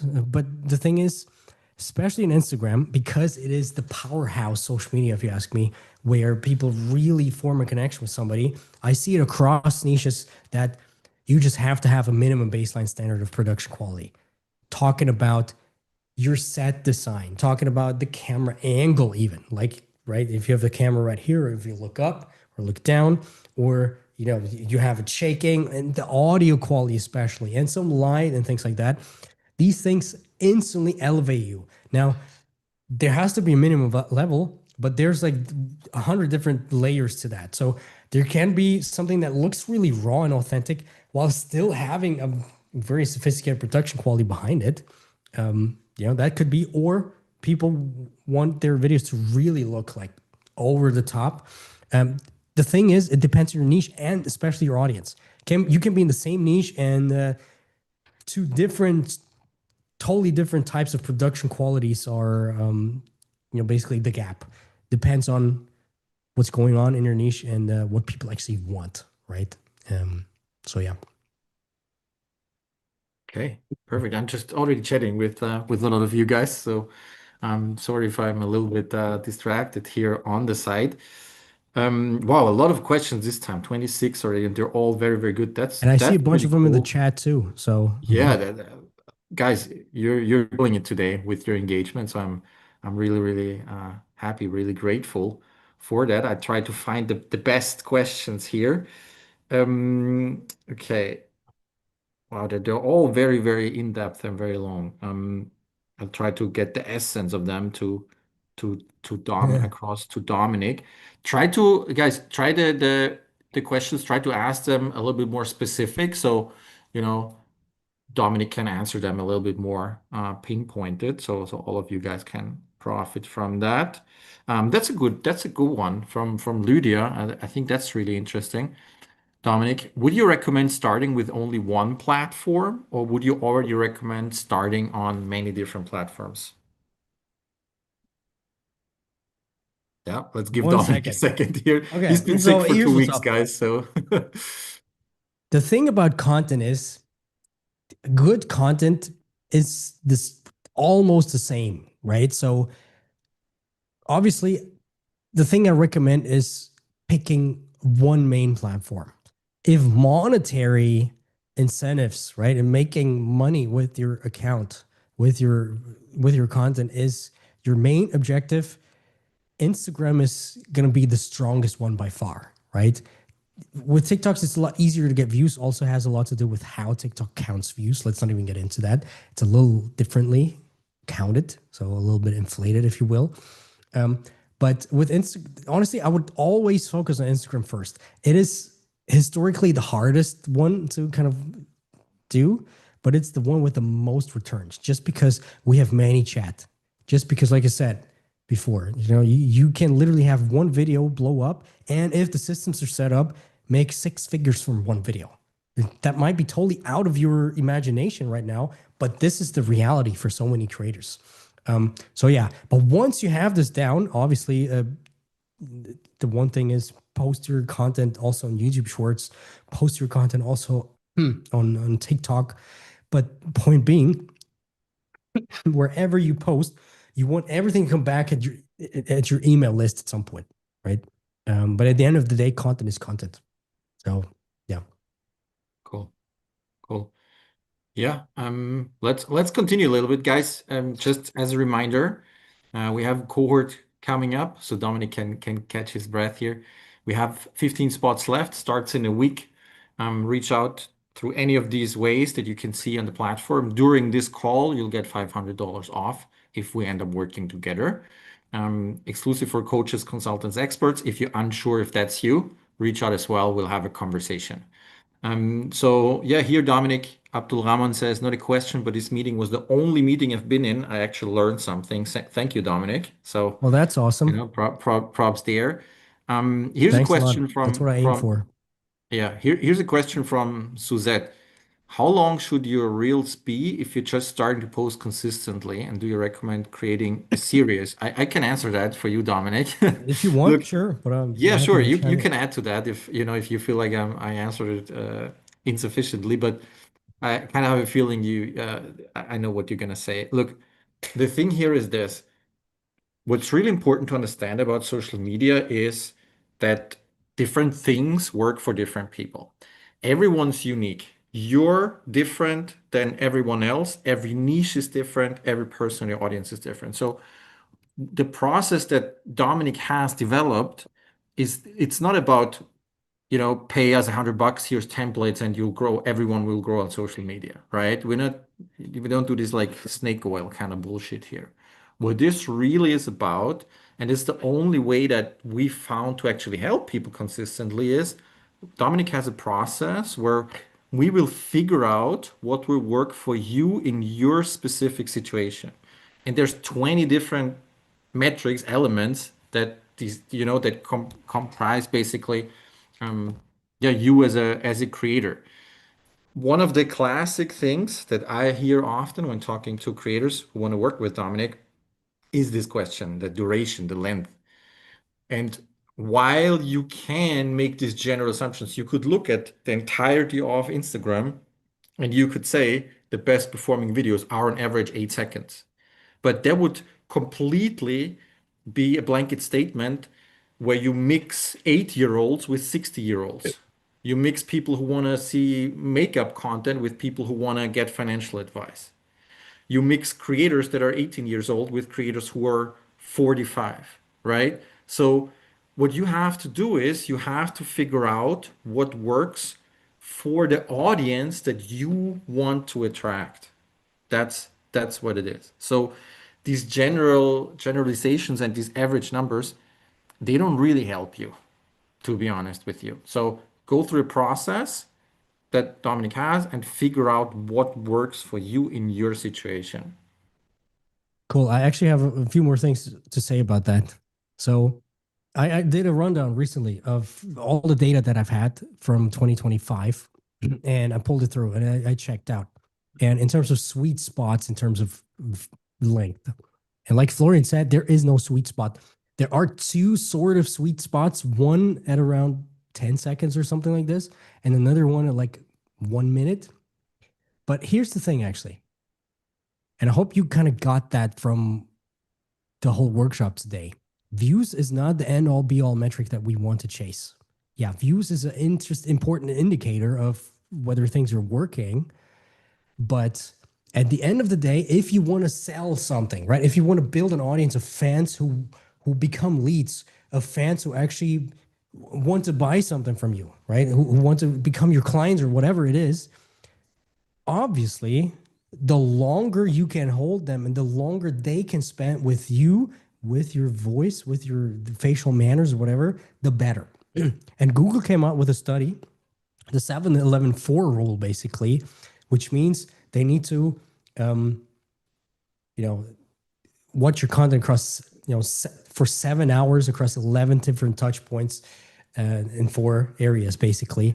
And so you ultimately, in order to sell and in order to, get clients from your content, you want them to spend time, as much time with you as possible. Now, obviously, that means that doesn't mean you have to create 1-minute long videos or 2-minute long videos, because if you can't pull that off, you're going to even lose more than you do good by creating crappy 2-minute long videos. So make videos as long as you can, as good as you can, right? And the other thing is, this is why we have the whole email and newsletter OS thing, because I consider that, and it is long form content. And just sending out an email a week where they read for 3, 4, 5 minutes, that's quite a bit of a difference from a 20-second reel, right? So this is why email is so powerful as well. Yeah, cool. Love that answer. Guys, we have so many questions today and so many in-depth questions. Unfortunately, we're not Love going to it. be able to answer all of them. But we're gonna try our best here, but it's absolutely crazy. I mean, there's, almost more questions than people here at this point. It's really, really crazy. Let me read through everything here. Okay, let me see. I'm selling phone accessories. How do I make content that redirects my viewers to my website to buy and still not be repetitive content? Dominic, what do you have to say to Iman? Yeah. So it always depends, right? phone accessories, that's a very broad term. And one thing you need to avoid with content creation right now is having anything look like an ad or like a sales page or like a catalog. And a lot of excuse me. I'm trying my best. A lot of especially physical product stores and stuff like this do it totally the wrong way. They just think they need to show their phone cases in a nice way, and that's it. You really want to sell the lifestyle. I can give you an example. There's one company I worked with years ago called Moment. And what they did was actually create phone cases and accessories for phones. Basically, they created a phone case and then some lenses to snap on it. That was mostly before iPhones had multiple lenses. And then you had a telelens and you could just basically change them out. What they did was actually they identified their target audience because they had a target audience, or what we did basically together, and then kind of figure out, okay, what are the fears, desires, pain points of their audience, and how can we make content to drive demand for these phone cases, right? It's not just like a phone case, but it's actually a specific certain thing. In this case, we figured out, well, it's creators, obviously. People who are used to carrying these big cameras, but suddenly the iPhones are good, but not that good. But if you snap these lenses on top of it, suddenly it's good. So they started making content around that, right? Creator focused content, camera focused content, and they blew up. That was until I don't even know if they still exist, honestly. But that was until iPhones became better. But that's essentially the only way to go. Cool. I'm gonna take another question here, and then Dominic, I'd say three more for you Sure. if you still have I'm gonna a little cough bit in of the a voice pauses. left. Just one last reminder for the duration of this call. If you reach out to me in any of these methods here, my email, my WhatsApp, or you book a call on the website, you can apply for the next cohort starting next week. It's exclusive special event with Dominic personally, where every one of you gets to talk to him and he helps you guys develop content strategy and of course monetization strategy as well. If you apply during this call, which will probably be about 10 minutes more, you get 500 USD off if you get accepted. I have a question here that I think I can answer pretty well. It's from Simona. She asks, I have a local business newsletter in one touristic Italian town and I want to grow my Oh, Instagram account. ciao. My idea is to post carousels with the most clicked local business real estate news of that week. Does it make sense? Here's the answer. If you don't know if it makes sense, why is that your strategy? Okay, so let me elaborate on a question. When I look at who are our most successful clients after Dominic has worked with them and what did they ask or what was their idea coming in, I see one very clear pattern. All of the very, very successful clients, they all have one thing in common, and that is they come with a specific goal. They say, hey, I want to get clients for my fitness coaching, or I want to, um, get clients for my whatever doctor's office, or I want to sell this, or I want to achieve that goal, right? Now, this is a good idea to think about. It's a good way to think about it because what Dominic does is he helps people figure out what will work for them.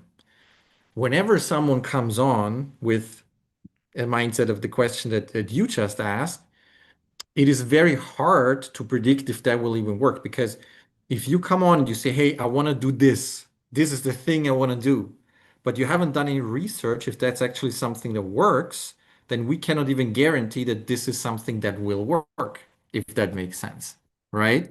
So I always ask people in the personal conversations, well, why do you have this idea? Why do you want to do that?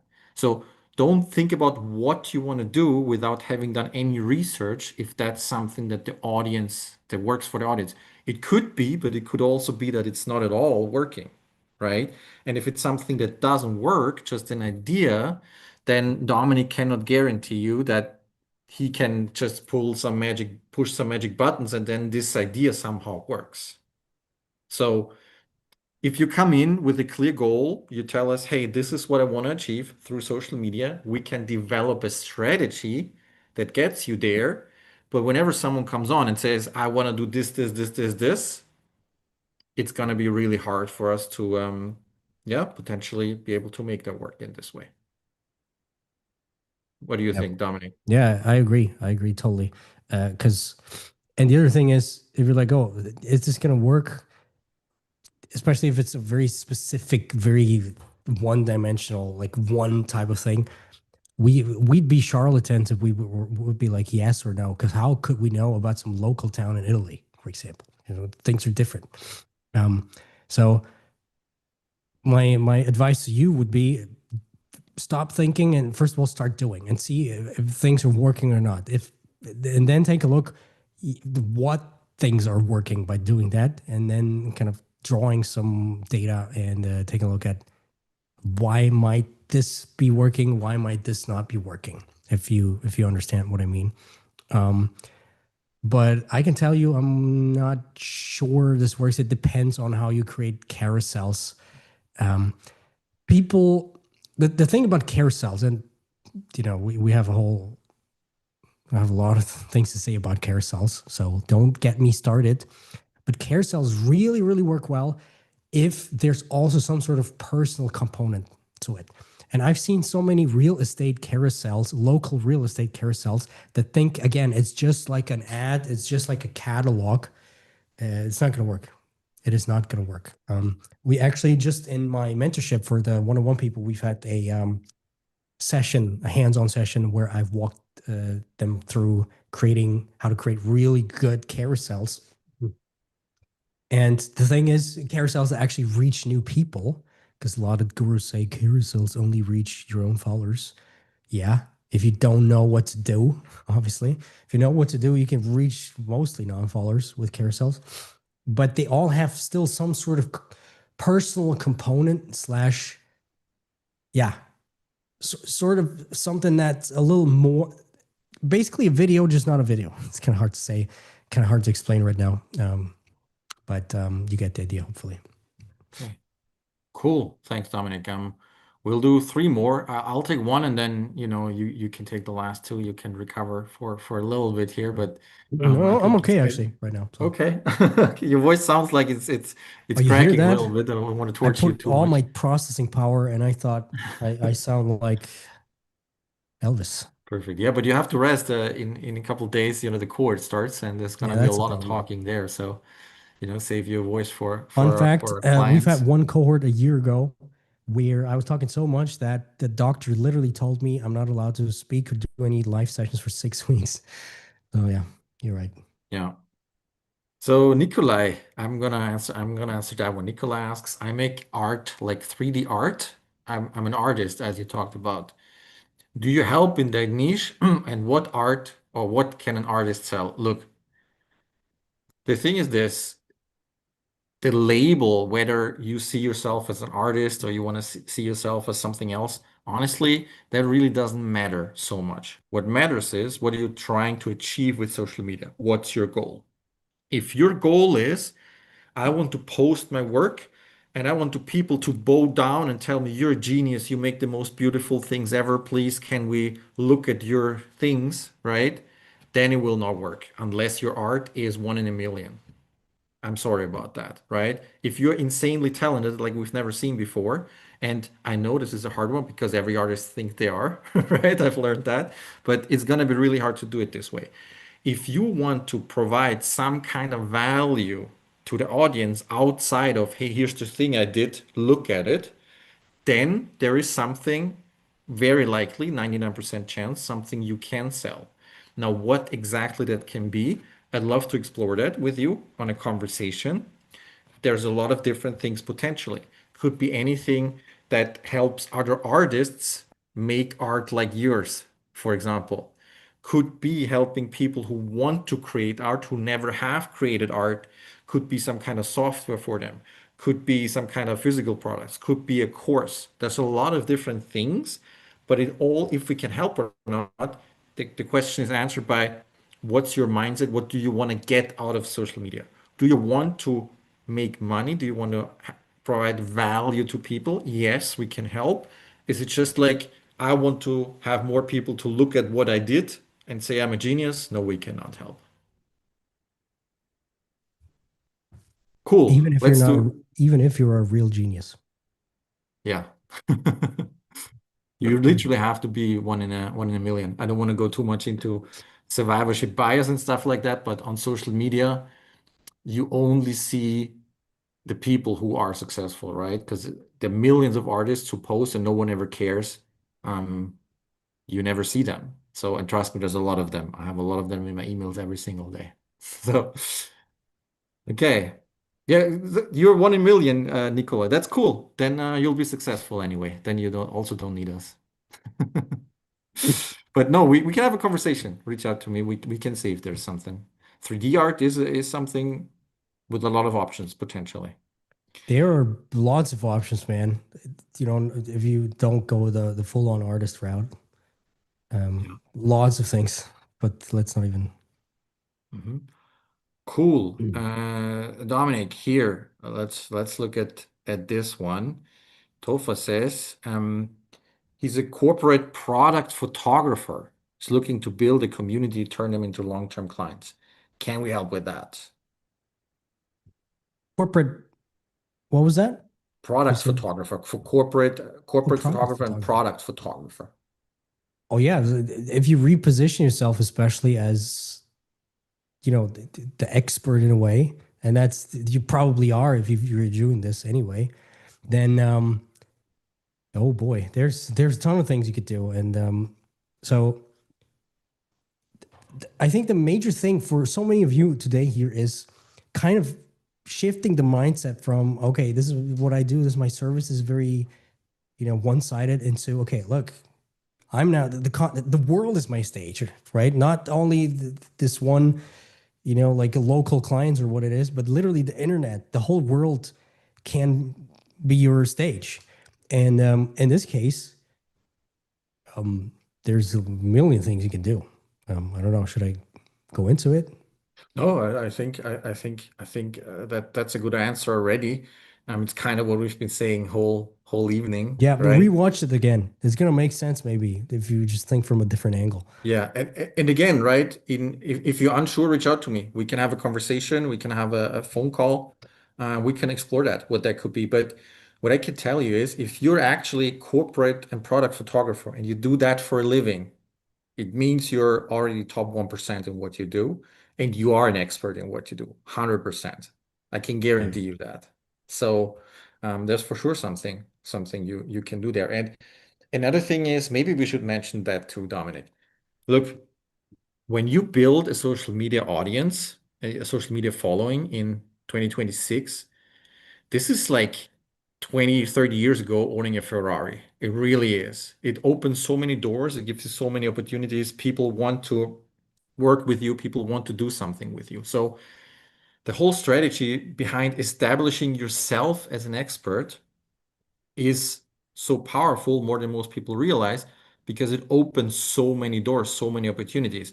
Heck, if you're a photographer and you just build a following without even having any kind of educational products, I can guarantee you after some time at a certain level, people will reach out to you and ask for that anyway. Yeah. So it's the same thing that happened with Dominic, by the way. I don't know if people here know the backstory, but I told Dominic to start a YouTube channel about, more than a decade ago or almost a decade ago at this point. And in the beginning, he had his agency in Vienna, and it was mostly just really to connect with other people who are in the social media space, because back then it was still a very fringe thing. And it Fringe wasn't, and cringe. yes, true. And it wasn't the normal thing for people to, oh, I start a YouTube channel to generate leads. Like that was not a thing back then in the same way that it is now. So it was mostly to connect with other agency owners, connect with people to, get better in the space. Fun And fact, YouTube had a DM function back then. You could yeah. you could have a chat with people. And I remember this very vividly because we were in Ukraine at this point when you hit the 10,000 followers for the first time. There were so many people asking you to please create a course. I need to learn Yeah. from you.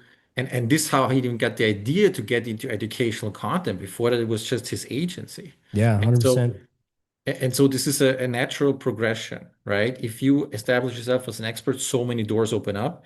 And this whole thing of like teaching people something um, is not something that you have to force upon your audience. They will actively request that.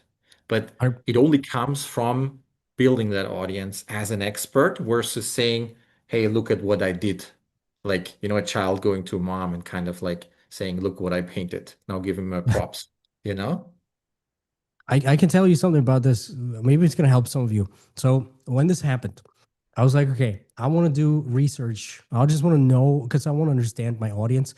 Back then, I just had my agency in mind, right, to get service clients for my agency. And I was like, okay, here's some calls, 15-minute calls. I advertised that. And I was like, okay, free 15-minute calls because I want to understand your actual problems. Spoiler alert, that's one thing in the cohort, for example, that, I'll give you some actual outlines and actual stuff that, what to ask those people to really unlock some content that, everybody was waiting for.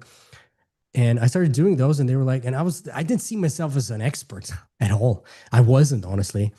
And they started like saying, "Oh, that's interesting. I never thought about it like this. This is crazy. You should charge for this." I'm like, "Huh? That's so weird. Should I?" So suddenly I started charging for it. I still remember it. I charged 147 euros for an hour of my time. And I was like, I was just going to do it. Nobody's ever going to do it. Suddenly I started getting bookings, like a lot of bookings. And people started charging for just asking me questions. That alone, I remember I was feeling bad. I was like, people pay me $147. I don't even know euros. I don't even know. And back then, like when people started to pay, I felt like the value they got was even better for some reason because it was a different thing. But yeah, long story short, this is how I figured out. Well, people have a bunch of questions to me, and I better figure something out. I actually built this call business to the point where I think I asked for $1,500 per hour, like a prostitute.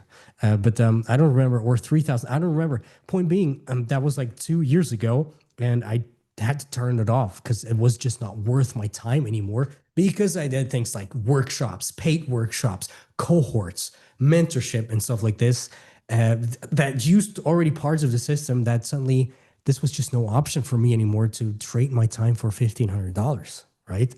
And that's the same thing that can happen for most of you, to be honest, right? Now, obviously, that's not the only thing because there's multiple different ways. But just give this a spin, some thought. It has the potential to become something really big. Cool, cool. Lashkai says, I run a faceless channel, voiceover plus cinematic B-rolls. We have strong scripts, but we're stuck at 200 views. And what's the number one visual story, visual hook style working right now to stop the scroll? Lashkai, we answered this a Mhm. couple times. Rewatch that recording. Dominic explained also his process. You need to change your mindset away from what is the thing that works on social media completely.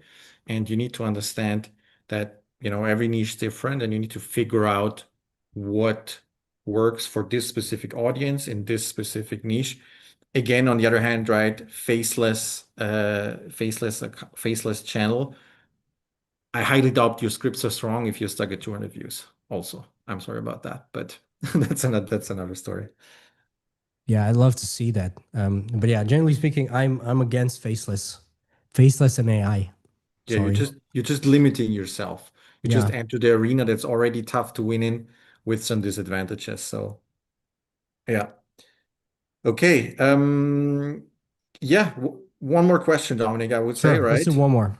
Before we go into the last question, I want to remind everyone one more time. You have a couple minutes, 4 or 5 minutes, as long as it takes Dominic to answer a question, to reach out to me in any of these methods here. If you do and you end up being accepted into the cohort, you get 500 USD off. It starts next week. A very, very small class of 30 people working with Dominik personally for 6 weeks on your content account and monetization strategy. So, event Dominik only does twice a year. I highly, highly recommend it. It's a product that gets amazing reviews. People absolutely love it. So, make sure to not miss that. Okay, I'm gonna find the last question for you, Dominik, for Awesome. today. I'm gonna try and pick something that is valuable for most people. Before we get into that question, Dominik, do you have any other last words you wanna say to the audience while I sort through the Yeah, questions? well, no, you're putting me on the spot here, man. But yeah, first of all, thanks for all tuning in here. Apologies for my voice and for my coughing. I've been trying. Actually, it was better than usual. So yeah. And again, please, everyone, implement, right now we are early with some of these new things. I can't guarantee that some of these things are not going to leak out, right? That's a little bit of a problem. But yeah, right now you're early, and if the start of the year, that's the best way of actually changing some things, right? So don't just watch this and be like, whatever, maybe I'm gonna implement this. Literally force yourself to rewatch this thing. You're gonna get the recording. I'll send this out to you afterwards. But rewatch this and actually implement. What you got today is going to, I guarantee, if you implement it, it's going to get you better results than you've ever had before. So please, right? So you can't win by just doing nothing. That's important. And Perfect. Yeah. conversely, I was just having conversations with my coaching team yesterday, and literally, we were going through some clients, one-on-one clients, and the ones that by far we were kind of tracking, like what are the ones, what are the ones doing that really crush it more than everyone else? And there's a clear pattern. Those ones are doing exactly what we say and nothing else, right? They don't kind of blur the lines of what I say versus how they interpret it. No, they implement it exactly like we say. And those are the ones that have the best results. So please do. And what I'd like to add to this is I joined Hey Dominik about almost 5 years ago at this point, and there's some people that have reached out to us, to me, right at that time, almost 5 years ago at this point, and they still haven't started. Once a Sure. year, or maybe once or twice a year, they pop out, they have another conversation, they just can't pull the trigger. They're just, still, is this the right time? Or, should I wait until my, child is out of kindergarten, or now I'm sick, or whatever it is, or they just have these other ideas. I wait for AI to be better, whatever it is. They haven't started yet. And on the other hand, then I look at clients who I onboarded 6 months ago, who now have six-figure followings, right? And so the best time to start in social media is always yesterday. That's 100% true. So if you see your future in social media, especially as a coach, consultant, expert, yeah, it's a good time to get started right now. It's not gonna get easier. It's not gonna get better. So yeah, we'll have to have the conversation, and let's see if Dominik can help you. Yeah. And just to add something, the saddest thing I see all the time, if you're part of my creator club, and under some of the videos that I have is a form where you can sign up to be reviewed in one of the videos, right? So feel free to send it in. Every once in a while, I pick a bunch of them to show you hands-on what actually doesn't work and how to fix it. And so many times, I take a look at this list like once a month or once every month and a half. And so many times I take a look at somebody who signed up a month ago, 2 months ago, 3 months ago. I click their link and they deleted their account, or they stopped posting just because it didn't work within the first two posts, right? The actual benchmark, right? If you really want to make this, if you want to become a millionaire with your content, right? It's honestly, I would say, a 2-year benchmark. It's gonna be a bunch of work, but then you're set, right? Then you have the systems laid out. The funny thing is people tell me it's both harder and easier at the same time than they expect, which is, funny paradox to think about. Yeah. But people expect some things to be much easier and some things to be much harder. But what it really means is you just have to get started. You don't know what it's going to be like. But if you want it, you just have to get started and you'll figure it out on the way. And if you have a mentor who's done it for hundreds of people before, I kind of like your chances. Okay, Yeah. Dominic, let's get into the last question of today. Again, if anyone wants Awesome. to join the cohort, potentially reach out to me on any of these ways. It's going to be 500 USD off if you apply within the next 2 minutes. Yeah. Dominic, this Apply, question, right? Obviously, yes, Florian you has don't, to talk to you, yeah, so don't worry about it. it's just a timestamp for the application, right? We can have the conversation in the next couple of days or tonight or whenever. There's no pressure there, but and you can join the cohort even if you reach out to me later, but it's gonna be 500 bucks more. Okay, cool.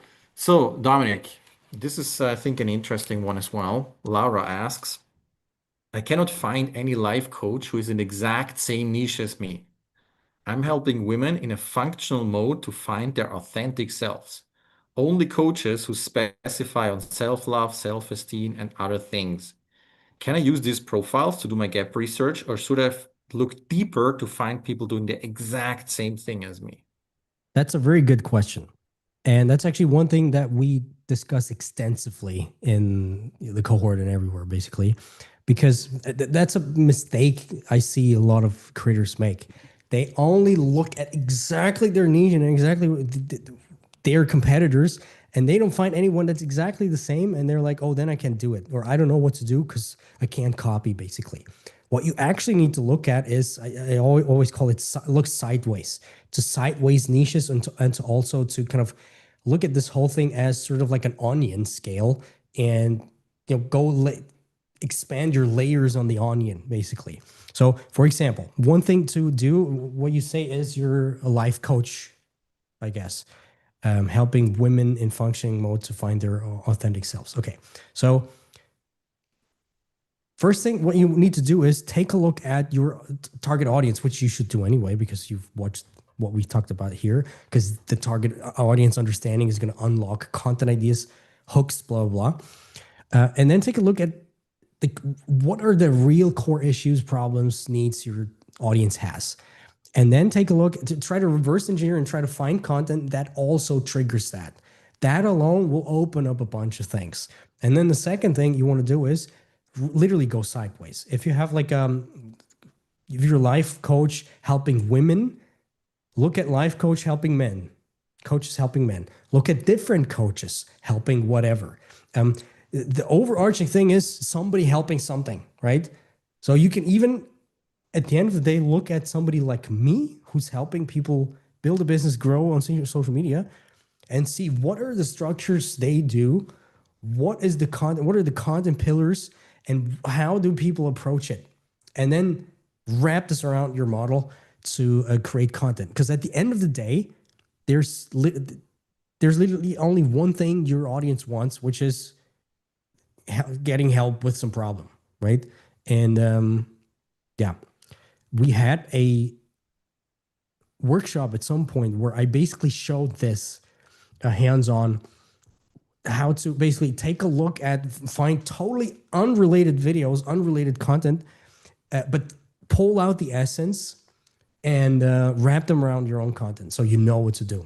I mean, it's So one of the key points in the cohort. This question comes up, I would say half the time.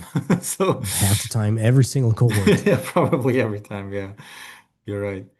Okay, cool.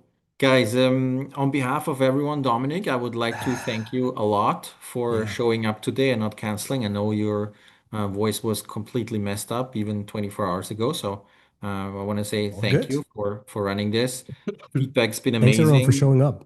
on my WhatsApp, on my email address. If any of you guys, again, last time, I'm gonna pitch it to you, wanna work with Dominic personally on the next cohort starting next week, reach out to me either on email, florian@heydominik.com, my WhatsApp number's on screen, or go to heydominik.com/cohort, book a call in my personal calendar.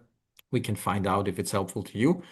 If you're not a coach, consultant, expert, and you don't see yourself being one, you can still reach out and we can see if a one-to-one mentorship makes sense in your specific situation as well. Cool. Then, Awesome. yeah, thanks everyone for showing up. Amazing feedback. I love it. And Dominic, any last words? Yeah. First of all, I love that you guys were really, really, very active here on Zoom. If you see this somewhere else, I think we have like a restream somewhere, but nobody can interact. So thanks everyone who actually signed up and showed up here in Zoom to interact with me. I love these things. We're gonna do more of them. In obviously the cohort is gonna be like that, just even better because you get to talk as well. I hate to have these sessions in the cohorts to be like this one dimensional. I'll show you things and you're just there in the chat. You can be, but you absolutely can and should turn on your camera and actually talk to me because I can only help you if I really talk to you, right? And at the end of the day, and that's kind of like a funny, sort of creepy trait that I have. I actually remember almost every single person from all the cohorts I've had. Um, at least people that actively participate, and those people that actively participate, they get way better results because first of all, they get better hands-on guidance, and second of all, I remember them. So when they come up, a week later or 2 weeks later and ask me something, I already know what's up. I already know their target audience and stuff like this. So yeah. With that being said, on YouTube, I haven't had a bunch of videos because I've been freaking sick forever. And I've had a buffer for like 4 or 5 videos. Well, bad if you get sick right at the end of the buffer. With that being said, there's a bunch of awesome content coming up. Make sure if you want to join the cohort, like Florian said, I'm not going to pitch this to you anymore. And other than that, I'll see you as soon as possible. Thanks a lot for joining. I'm going to take some syrup and yeah, have a good one. Thanks for joining. See you later.